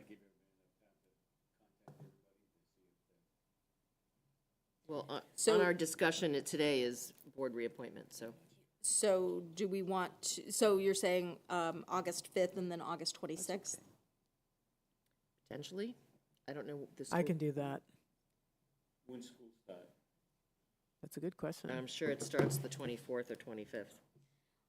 'Cause Really? Labor Because Day it might be after Labor Day this year. I don't know. Oh, maybe I don't it's the think so. 30th? Because Labor Day is late this Well, year. it'd be the 31st if that. Yeah, Labor Day is not until the 7th this year. That's right. So it could be the 30th. Does anyone know? I was gonna Just say, I Google bet it. we Yeah, could. I don't know the school calendar. Yeah. But if we do like, say, August, I'm just looking at the calendar, could we do August 12th? And then, or do we want to do, no, I don't know if school committee will meet right bef, you know, in the middle of August before. I can find out. I was like, I got the district check calendar, The 25-26 calendar. 26, 27 calendar, okay. First day of school for 1 to 12, August 31st. It's August 31st, that's the first day of school. So the Monday before Labor Day. I mean, will people be away on the 24th or, On the 26th? I mean, 26th, sorry. Either one, like the 26th or the 2nd would be fine with me.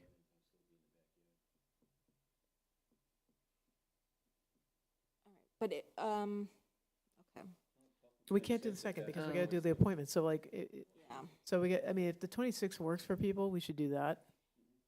All right, so why don't we plan to do the 26th? We'll keep that to like sort of like a minimum, because we're gonna meet again on the 2nd. Because that's the first meeting and, yeah, let's hold it. Okay. And we can maybe 'Cause we take could- care of the We appointments. could do the Right. appointments on the 5th if necessary, right, of Can we? August? If that's enough time, that's I was 2 about to months say, to, Okay, Is that enough time? if that's enough time for Susan. Or for us, depending on what we talk about tonight in regards to how to do it.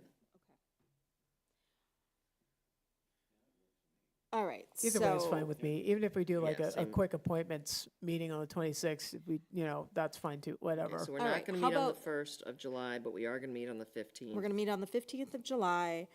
We'll plan to meet August 5th, 5th. and then we'll hold the 26th, Okay, Okay, okay? that's fine.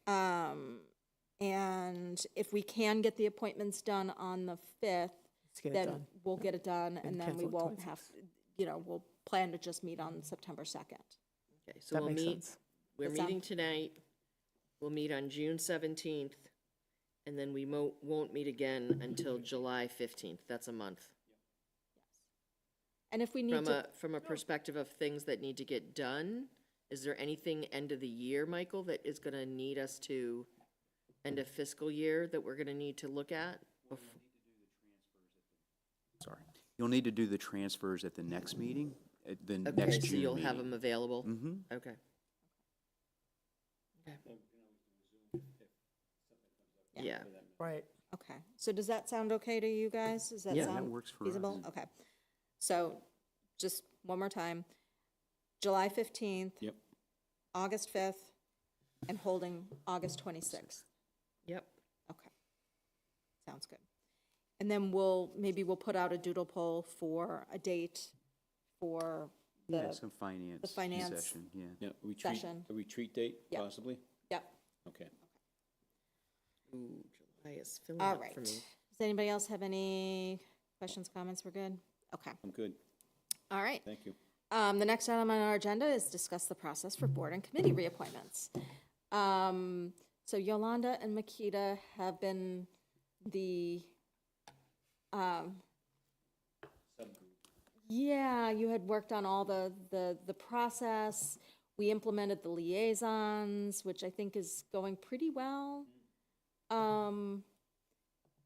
What are your thoughts about the reappointment process? Not to put you on the spot. I'll jump in. Yeah. I have to say that we did a lot of work leading up to it last year. Yep. And then things sort of fell off. Yeah. This past year. Right. In regards to making changes. Part of it was some of the pushback that we received from people. They liked the process, but the reappointment process was something that we hadn't pushed through further. Okay. One of the things we had talked about was asking people to reapply, not necessarily Susan going out and saying to them, do you want to do it? But she says, your appointment's up at the end of August.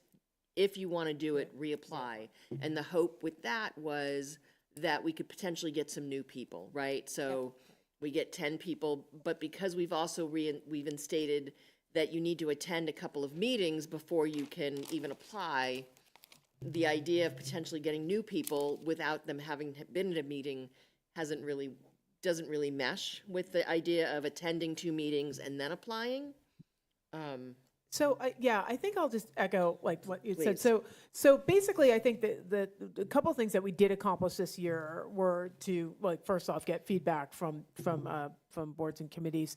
We got the liaison piece launched. That was something that I'm getting actually a lot of positive feedback on. So I think that's good. I think that, one thing that, like Yolanda said, we did bring up the proposal of some boards and committees to have people attend at least 2 sessions before they apply. I don't know how evenly that's been followed at this point, because we didn't really go back to the boards and committees and check in and find out how that was going for them. So that being said, I do know that there are a couple of boards and committees, like, they stopped meeting in June for the summer. So to Leonda's point, if people are trying to apply right now and they want to attend 2 meetings, like, they're not going to get appointed in August because there are no meetings to attend, right? So And- that's one potential glitch that we did not discuss with committee Yeah, chairs. So yeah. I think, one thing that we could do is ask that, we can take a look at everybody who's up and ask them to reapply. I don't think that is onerous right now, like, I but- just wonder if, but- because we haven't put it into policy, so Right. It's not Susan, policy, but- Susan has put her camera on, and I think she has some feedback for I'm us. sure she has thoughts. I mean, 'cause I see the notes going back and Because forth. she helps us manage it. I mean, I do see, and Sue, I do see, like, the notes going back and forth with people, inquiring about, Right. all the positions and such. So I don't know if what we're observing or what we're reporting that we're observing here aligns with what you've been seeing. So I'm very curious to hear what your thoughts are. Susan? Well, I appreciate you giving me an opportunity to step in here. So one of the things I think you guys now having the liaison is helpful. I think part of the concern before was, did we have people sitting in seats but not necessarily participating? Right. And taking up a space that maybe another person interested couldn't get in there because of that. So I think with having liaisons sitting on those committees, hopefully that avoids that happening. If you have somebody that's inactive, then it gives us an opportunity to replace them. As far as having people reapply, it does create a lot of extra work for me, because now I have to process all of those submissions, so to speak. I guess that's my job. So if that's what you decide to do, I will certainly make it happen. I do think it will delay getting people sitting in those seats. Right. I don't think that people currently are going to the meetings, sitting for a couple meetings before they're applying. I think when the applications are coming in, traditionally, they have seen a shout out for volunteers and they say, hey, I'm going to throw my hat in the ring for that seat. So I do explain what the process is. I haven't had anybody come back and say, oh, well, I already sat through 2 meetings. Right.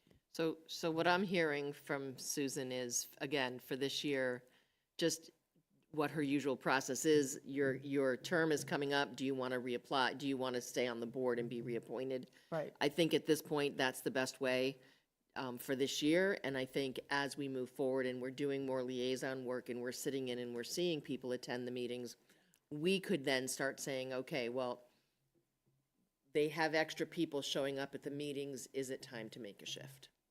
That would be my recommendation for the coming year. Yeah, I think that's pretty solid. But Sue, I did want to ask you, like, I have noticed, like, some of the back and forth on some of the committees.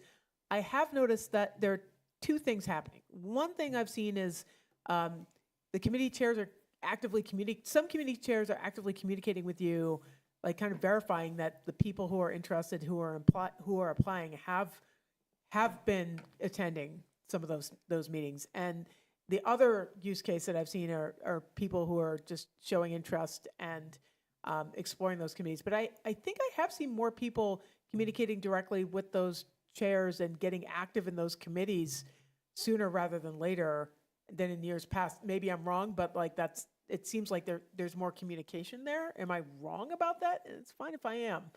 No, it is a really good point. I think what's happening is I've kind of changed my message that I send out, Yeah. trying to get the chair of the committee to engage with the prospective person that wants to sit and invite them to a meeting. And I think by starting that dialogue, when they respond back, they're responding all. So we're seeing those communications. I don't know that before, when I was forwarding them, we were getting that information back to us. Yeah, and I think there's like more involvement there too. So, even though it's not a formal policy yet, I think there's more and better and more quality interaction happening right now between applicants and chairs and committees, hopefully. And so as this process evolves, we can take a look at formalizing some of the changes that you've informally made in your communication, maybe next year. But yeah, I think there's definitely been some growth. And thank you, Sue, for updating that communication between applicants and chairs. I do think it is making a difference.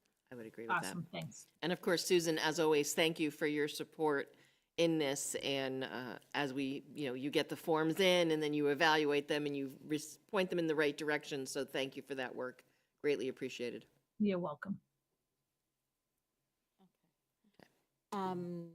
So we'll go ahead and we'll I think let Susan do reach that out. process? Yep, same Yep. process. Let Okay. Susan reach out to the people who are expiring and then go from there. I Well, know, that's kind of we've a been hard- saying it, we've been trying to change it for years, but, People who unfortunately. are due to roll off the board, their Yes. boards.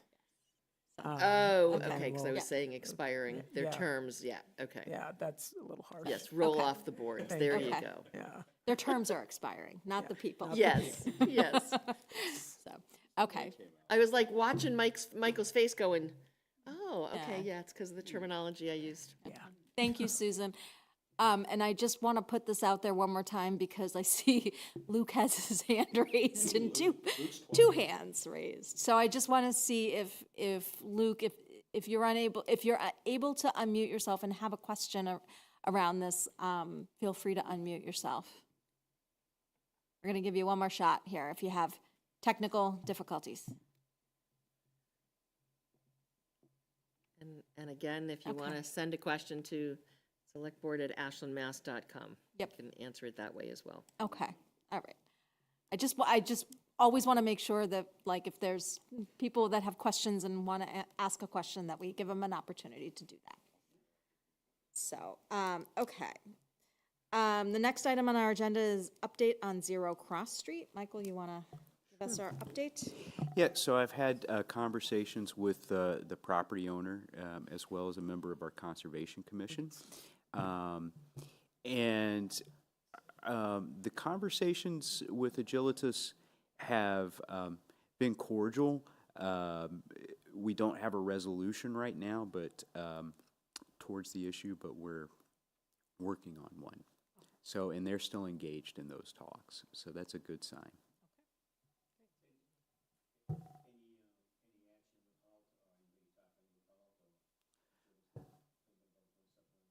HALT is involved. To what extent is still to be seen. Yeah. Does anybody else have any questions? Not on that, but can we go back to the summer scheduling Yeah, item because there's regarding some the farmer's market further schedule? scheduling for select board public appearances that I think we need Okay. to discuss. So I apologize to the board. I've been trying to schedule us for farmer's market, and there's been a little back and forth on my part. So at this point, and I actually just saw an email come through. We're booked for 8/22, and we are actually now booked for 9/12, sharing with the Upper Charles Trail. We can't get any July dates as of now, but 10/10, there's 9/5, 10/10, and 10/17 that are available. Now, I would argue that seeing as we're booked on 8/22 and now 9/12, we might want to have one more date in October, one of the October dates, and probably one of the earlier October dates, 10/10. So if those are the three dates that we can agree on, I can definitely help schedule what our shifts are on those dates. We can solidify those. But I don't know how that sounds to y'all. 8/22, 9/12, and maybe 10/10. Works for me. Okay, How about you guys? all right. So I know we have 8:22, we have 9:12, and I will reach out to Farmers Market to confirm 10:10. Okay. Are we on a cancellation list if they have any openings? Yeah, Okay. I asked them, about cancellations, I asked them about sharing, and that's how we got the Upper Charles the Trail? Upper Trails Yeah, okay. share. So if there's, Okay. I mean, if we can get a date in July, I think we'd like to get a date in July. So Okay. hopefully if anything comes up, we'll be able to do that, but I'll keep you guys abreast of what's happening. Okay. Yeah. My one concern with the date in July is we're looking at potentially doing a Saturday morning for either a retreat or the financial. And I don't know about other people's schedules, but even though I'm not going anywhere, I know I do have other commitments on some Saturdays, so just something to think about. All right. Okay. We'll see. Good to know. And like I said, if something comes up, I'll ping you guys. If it Okay. works, it works. If it doesn't, it doesn't. And if Okay. people are available, then those folks can do it. And, Okay. And as we all know, we don't necessarily have to have a tent. Often we're all No, there yeah. anyway, so. Yeah. Okay, So, Okay. okay. Thank you. thank you. Just before we move off of Zero Cross Street, I know Susan Tony. Thorne's on, so I just want to make sure if anyone has any questions out there on Zoom and wants to raise their hand, I just want to give them an opportunity to ask a question if there's anything out there.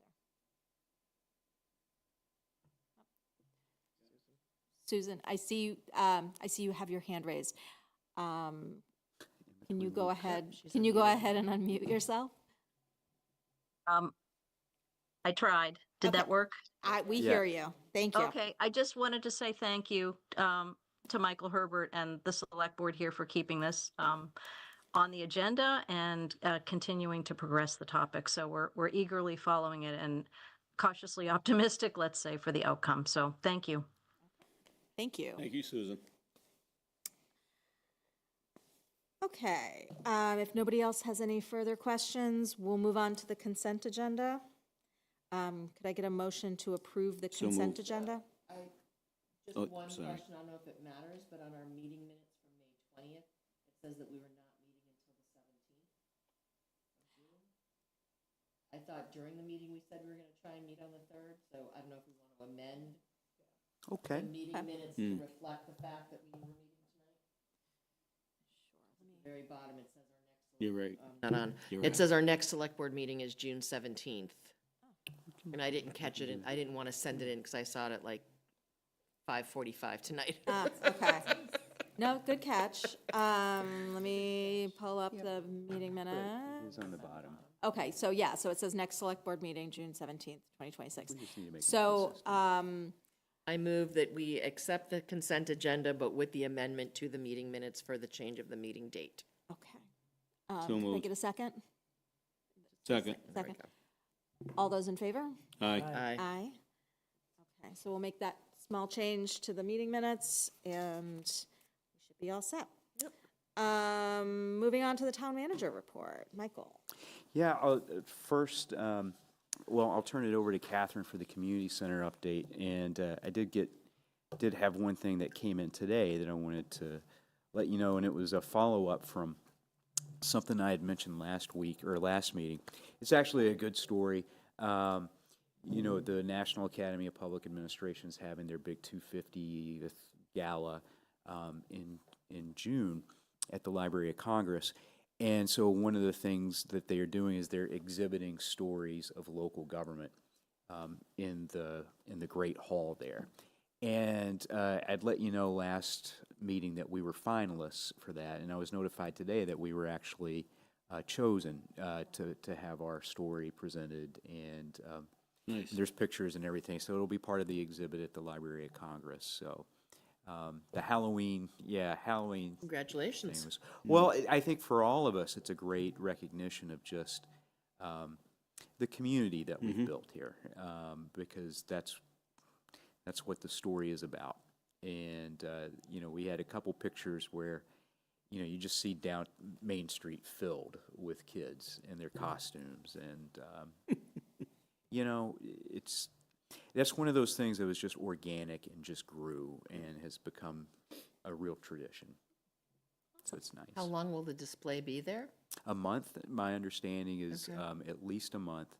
And I'll try to get tickets if you want to go down to DC for the gala. So When's on the gala? 22nd. It's the 250th anniversary. Sesquicentennial, one of those things. Yeah, it's not the bicentennial, it's the sesquicentennial something, Yeah, yeah. thank you. 250, yeah. So Sure, it's going to be a celebration. it's going to be a party. It'll be something. Yeah, it'll be. Definitely be something. It is. Sorry, It I'm is trying a to- bunch of National Academy of Public Administration nerds in there. Okay. So, Well, I wasn't saying that specifically. I That's not what am. I was referring to, but so With their pocket protectors. yeah, I know, I know where you guys were going. Be nice to the nerds. I am a nerd. I do identify as a nerd myself. So I just- know it's a term of endearment. Okay, community center project. Community Center Thank you. project. All right, so the food pantry is set to move starting tomorrow. So movers will be there first thing tomorrow morning. They are going to be moving the food pantry from the substation in the Market Basket Plaza back to the community center. And then, so the moving will take place tomorrow, and then sort of the shelving and everything will take place between Friday, Monday, and then finish up anything Tuesday. Super excited. We received a $10,000 grant from Greater Boston Food Bank, so we were able to purchase new shelving and new items to organize and help organize the space a little bit better. So we're already utilizing that money. And let's see, Human Services will be moving the week of 6/22. We're still trying to select the day. And then they will all be moved into their new home at the community center, which will be really great. The patio project will be starting in the next few weeks, so that's also very exciting, and that's about it for now. Yeah. We'd love to take you on a tour of the community Yeah, I was center going to when say, it'd be that's all great when finished. it's all Yeah. finalized to sort of go and take a look and, Who you know, got- we who should got reach the out con- to oh, WACA and like do an sort of where to find people now kind of thing. That'd be- Definitely. Right. Yeah. It's a really beautiful space. I'll It's reach out to bright. Paul. That sounds Schedule Oh, good. something. Really nice. When I Yeah. walked through it Love a it. couple of weeks ago, after the Council on Aging meeting, it was really sharp looking. Really, really sharp looking. Yeah, so they've put some finishing touches to the ceilings in, so that brightens it up. The walls are painted a nice yellow. It's very bright. It's a Yeah, great I'd really space. love to Great. find out when we can do a tour. Yeah. Okay. That'd be neat. Yeah. We want to make sure it's all finished. It's fine. Yeah, Yep, absolutely. yeah. Who's Yeah. doing the work on the outside patio? That's a great. The contractor? Contractor. It's a local one, right? I don't remember exactly. I Okay. remember the bid came in pretty good. And substantially lower than the other bidders. I know we still had to go through the vetting process and Yeah. make sure they met Yeah, I all the know, I know. requirements. I don't remember the exact name. Hoping Beth would text me within 30 Yeah. seconds. Yeah. but- That was cool. And That's do you have great. all the volunteers again to put it all back at the food pantry and stuff?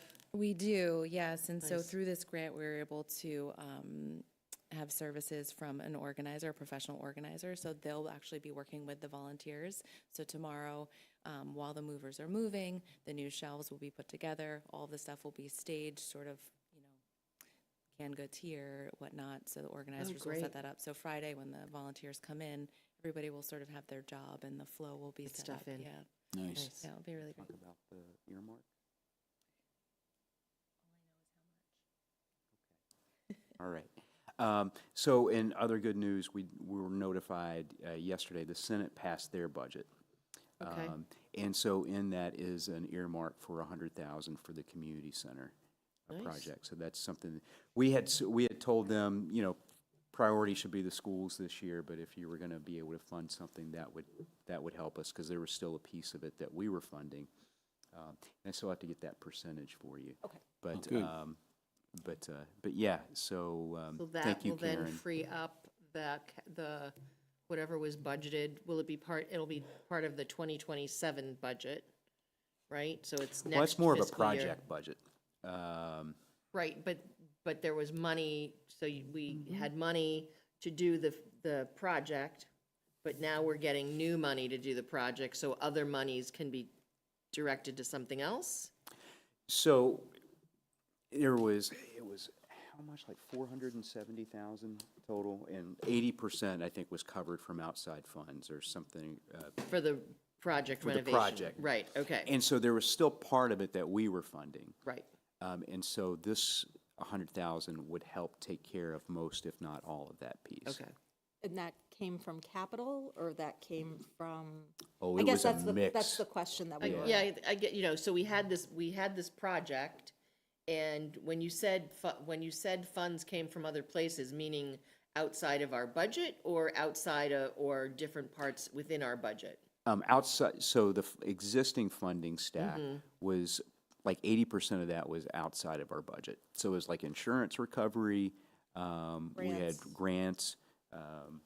Oh yeah, you had your earmarks and capital. Okay, so there was stuff that came out of our capital funds to do the project. So now I would think that if we're getting 100,000 for an earmark, that then allows us to use our own capital funds for something else. It's called supplanting, and yes. Right. No, Yeah. I know that. Well, I just want to, Yeah. know, I mean, it's great, and thank you to the senator for getting us that. I mean, we still have to get through the full Right. budget process, but if it does happen, we would then have funds to be able to do something else that maybe was Correct. lower in our list that we hadn't planned. Correct. I guess that's the point that I'm trying to get to. Yes. Okay. Yeah. Great. Yes, and to your point, it will still need to go to conference Right. committee. Oh, yeah, And I then if mean, it comes out of that. It's only June 3rd. I Oh, mean, yeah, they we've can't got get a couple budget to us months. before July. Yeah. Come on. We got a couple Oh, months. did I say that out loud? But also, it is important for people to understand that just because it's earmarked, it Does doesn't not mean that it's gonna be money in passed. hand. Yes, It doesn't mean that's- that we have it. That's true And I think that's too. just a very important distinction to make. Yes, Yes. it's an earmark. We don't necessarily know we have it. It may not happen. Yeah. So, Yep. Don't take it to the bank yet. No, Not yet. All right. Hold your breath. as we've learned a couple times the it's, hard way. it's hope in a very specific nomination. That's all it is, it's hope. Yeah. It's specific hope, Specific hope. I like that. but nothing more than Specific that. hope. That's Specific the hope theme, versus that's the vague theme hope. of my life, I think. We need some specific hopes.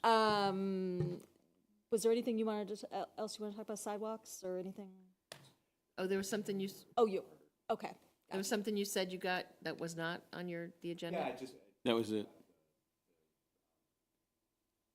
The award. Oh, okay. Okay, we're moving on to board reports. Joe, you're I'm up ready. first. I'm ready. Thank you, Madam Chair. We had a Affordable Housing Trust meeting a couple of days ago, and it was great. Beth Reynolds joined the meeting with us. We sat down and had a very long discussion and a good discussion about the Oliver Street property, and we're working on an RFP to get that project moving forward. We're looking between 4 and 6 affordable units off that area, off that piece of property. Yeah, I know, and we're a little concerned about the encroachment of conservation property. Over the years, it's worked its way, and wetlands have, enlarged. yeah.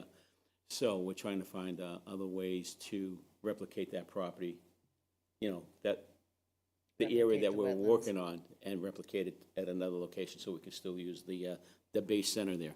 So that's underway. We're looking for that. I know Habitat for Humanity is very, very interested in taking that project and wanting to do it.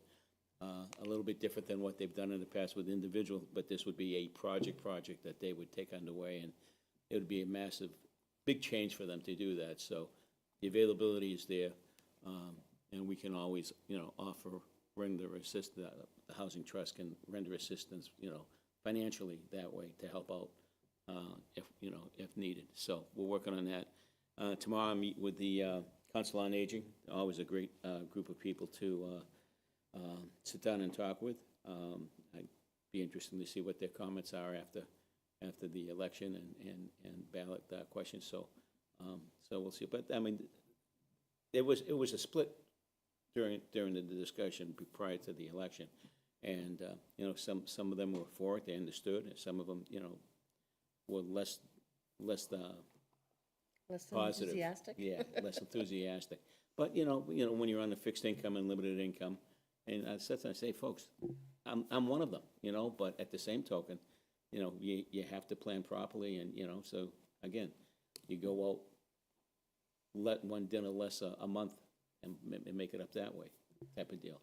So it's what your priorities are. And it's been an enjoyable being a liaison with that group. They're a lot of fun, a lot of fun. So even though I don't consider myself yet, but I know I am. I'm still gonna fight that. But anyway, that's it, Madam Chair. We're all good. Oh, by the way, and congratulations to the class of 26. They'll be graduating this Friday, and congratulations. May they conquer the world, and hope they do well in doing it. And congratulations to the mums and dads who, they deserve to be there and sit there with pride, as all of you have experienced over the last few years. So we're good. Thank you. Great. Yolanda? Couple things. So last week I had a Metro West Regional Collaborative meeting. We met in Wellesley, and one of the presentations we had was from the Boston MPO regarding their, hold on a second, their Vision Zero project. And what it means is talking about the idea of visibility on our street. So it was related to safe streets, complete streets, and their project of trying to make it so that we have no accidents between cars and bikes or cars and pedestrians within, I think, like 20 or 30 years. And they had a presentation that talked about how they had put a survey out about, intersections in different areas. And when I looked at the survey results, apparently Ashland only had one person respond. So I'm going to get the link because they said the dashboard is still available. We're at a point where we should, and I know that, there's some transitions going on with DPW, so we want to look at that. And I know there's a lot of projects, but we know from our comprehensive plan, people are concerned about sidewalks, people are concerned about speeding. Yeah. So I'm wondering if we could use their data and we could still have people make comments about what they're seeing. So I'll get that link to you guys.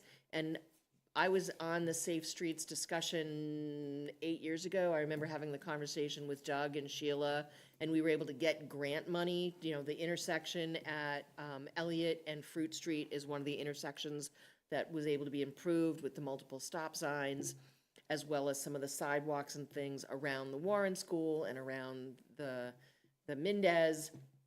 So again, I know we still have a lot of stuff going on, but I think it's something that if we could sort of plug it in as to where it could work, we could at least do the initiative, get people to respond, and then use that data to sort of determine what we need to be doing to then move forward and apply for, at the one-stop grant process, for some complete streets work like we've used before.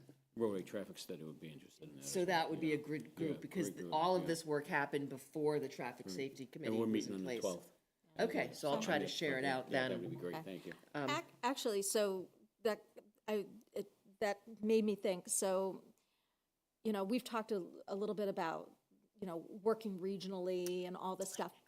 Oh, I was gonna say, what do you all think about putting something like a standing agenda item, like maybe once a month or something where we can have like a talk about regional collaboration and Yep. rather than a board report, because I feel like you've done so much work with the Metro West Regional Collaborative, and I feel like we could have like a really good discussion about a lot of this stuff. Yeah, so and- that's my next update Okay. from that meeting. Okay. At that meeting, I mentioned too, so the Metro West Regional Collaborative is a member from the Planning Board and a member from the Select Board for 9 communities that make this region. And when I mentioned the fact that we were wanting to have a discussion about the budget and finances and how can we work together to move that forward, other members were interested.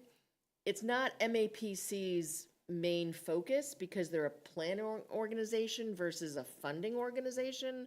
So Metro West Regional Collaborative might not be the best way to do it.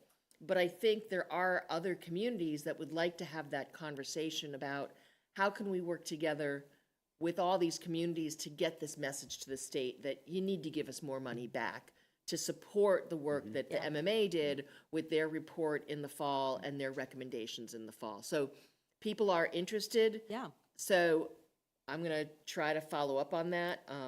Okay. Like resurrecting the tri-area. So I forget, it was like 5 of us there were 5 communities that would meet on a quarterly basis. Because we had originally started meeting because of the casino that was supposed to go Milford. into Milford. So I think we'd want to look at what communities we want to reach out to, because for the Metro West Regional Collaborative, Hopkinton is not part of that, because they're part of the Magic or the SWAP. I forget Magic, which yeah. subregion. I think they're part of the Magic subregion. They're not part of our subregion. Okay. But I think we could start reaching out to some of these other select boards and see about getting something together. Okay. Why don't we put it on our next agenda? Sure. And then we can kind of go from there. Okay, yeah. Because I think that would be, I've I got think all it would my be a old good- notes from. Yeah. a good thing for us to talk about, and thank Okay. you for all that. Yep, and then the other update was last night, we had MAPC's annual meeting where they discussed their budget, they point their board of directors and the executive committee, and then we heard from the Secretary of Housing. And as I said in our discussion with Brian, that they're like, 40B is such a great process. It's helped us create so much housing. And I had hoped to catch her, but basically she was walked out of the meeting. So I didn't get a chance to say, except for those communities that have multiple ones. But it's just interesting, the whole approach to housing and how we need more housing. And then, it's mostly rental housing that we're seeing. We're not seeing a lot of purchase for housing. So anyway. And then Farmers Market kicks off on Saturday. The opening is this Saturday. And then the other thing is graduation. I can't go to class day, but I'll be attending graduation Friday night. Okay. And that's it. Yep. Yep. And that's all I got. Okay. Thank you. Nikita? So, let's see. First off, Claudia and I ended up doing our scholarship committee thing, and we're really excited to be at class day to let the lucky recipients know. So that was a tough process because all of the applicants, and I want to say this, all of the applicants were awesome. And it's very hard. It is very, very hard. This is my first year doing it, and it was not easy. So, but thank you to all the kids who applied, and good luck to them all. They are all Ashland's finest. So just wanted to say that. I attended a hearing of the Historical Commission regarding 9 Olive Street, just talking about like the demo delay process and, if that was going to be enacted. And, I think they were trying to save that property, see if that property could be salvaged. Unfortunately, it just is beyond repair. So the commission, 9 Olive Street. So that, and then they've got their meeting coming up next week.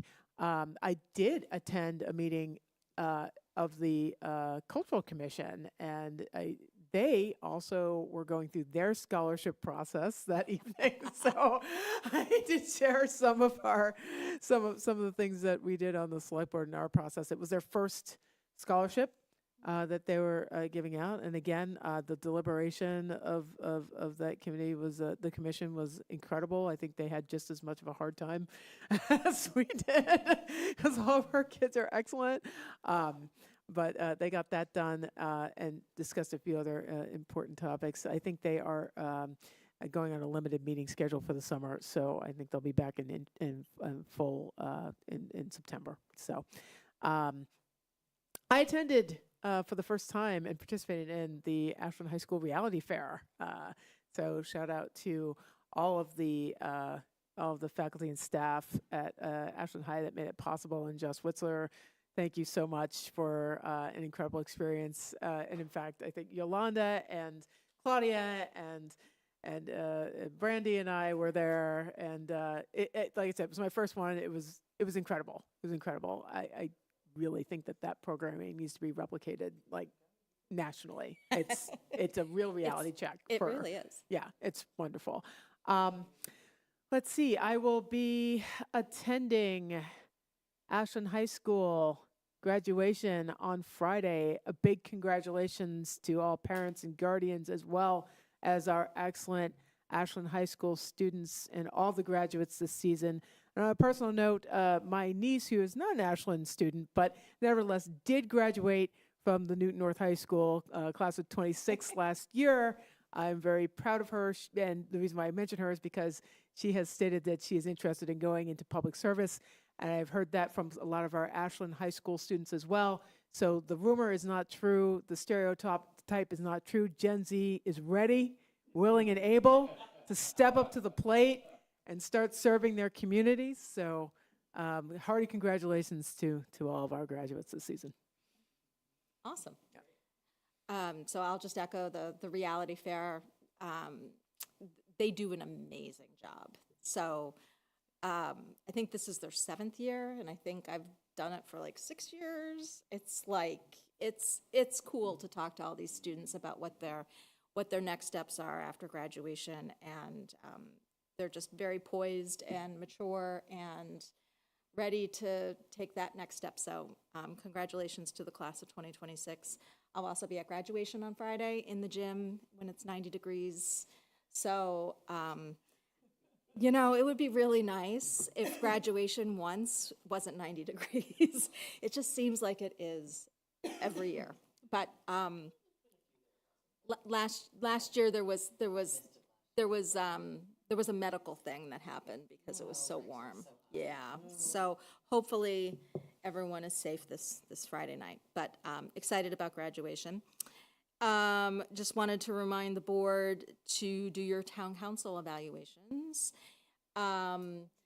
If you can get them completed by this upcoming Sunday, that would be great. Michael and I are going to meet with Attorney Lisa Mead next Wednesday, so if you guys can give me a couple days to like compile stuff, that would be great. And then we will have Lisa at our next meeting on the 17th, so which will discuss the evaluation and what the next steps are. Also, it's June, so I just wanted to wish everyone a happy Pride for June. I know that I was trying to find the date and the time for, there's a Pride event that's happening 13th at the Corner Spot. Yeah.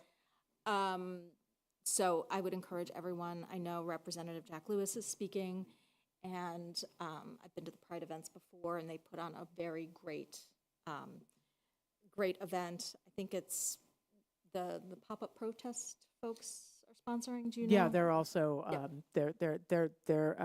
it's going to be kind of a multifaceted thing. Yeah. There's going to be a little bit of a march, and then more of a presentation. I think speeches over at the Corner Spot, but pop-up protests are also taking part in this as well and coordinating it. Yep. So thanks to them.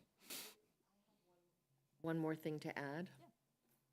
And it's because they can't invite everybody, but June 12th, the YMCA is doing something at the site, Yes. so. May I add one more thing? Yes. So just wanted to also say that Culture Fest was rained out, but there is a rain date, and that is coming up on Saturday, June 20th from 4 to 7 at the Corner Spot. So I just wanted to let people know that is hopefully going to happen, and maybe we won't get into a succession of like rainy weekends, so we can actually have these beautiful events that we keep talking about. We need to break the cycle. Yeah, but Rain on Friday. yeah, Yep. Yep. exactly. So And I also, one other thing, I just wanted to congratulate, there was another Eagle Scout that came through this last weekend. There was an Eagle Scout ceremony for Will McDonald over at Fish and Game. And Claudia attended and spoke on behalf of the board. And I just wanted to give a shout out and a thank you to Susan, who put together the proclamation for Will in record time.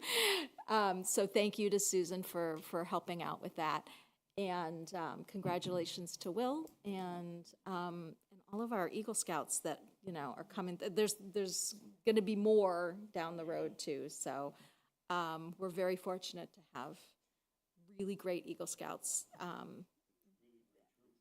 Good troop. Really great troop. Really great troop here in So, Ashland. so thank you to all of them for all the work that they do to make Ashland just a much better community. So, thank you. And I think that's it. Tuesday is the ribbon cutting at the Arboretum. Oh, yes. Thank you. 4:30. You're welcome. I'm like, Thank you. I got to be looking at my calendar better. There's a lot of There's there's a a lot lot of stuff going on. Stuff going on. June is a very busy month. So thank you for that. And that'll be exciting. I've been over there. I don't know if you guys have been over to the Arboretum, but it's a great little walk. The gazebo, or it's pergola. I don't know if it's a gazebo. Yeah, it's a pergola. Is awesome. And so thank you to Beth and everyone that has been involved with that, Becca, and I don't know if Sam has been involved with that. Yeah. So it's a great space over there. So yeah. Considering how I remember standing out in the grass area with Tony Schiavi when he was town manager, when we received the grant to remove the buildings. We had the brownfields grant to start the work. So you've been town manager 11 years? So that was 12 or 13 years ago. I mean, that's been the process between getting the funding and getting the buildings down and then planning it, deciding, I mean, the property, clearing it. I mean, Ed Hart and his volunteers, Becca and her volunteers. It's truly been a community process to get it completed. So it's nice to finally have it done. But I also went and walked it about a week or two ago. Yeah. So it's looking good. It's looking great. So, all right, that's all for me. And if anybody doesn't have any further comment, questions, anything from you guys? You guys good? Everything? Okay, so our next meeting, our next select board meeting will be on June 17th. And with that, I will take a motion to adjourn. So moved? In a second. All those in favor? Aye. Aye. All right, then we are adjourned. It is 9:47, so we didn't go past 10 o'clock tonight. So thank you all for joining us and have a great night. Thanks. Night. Thank you.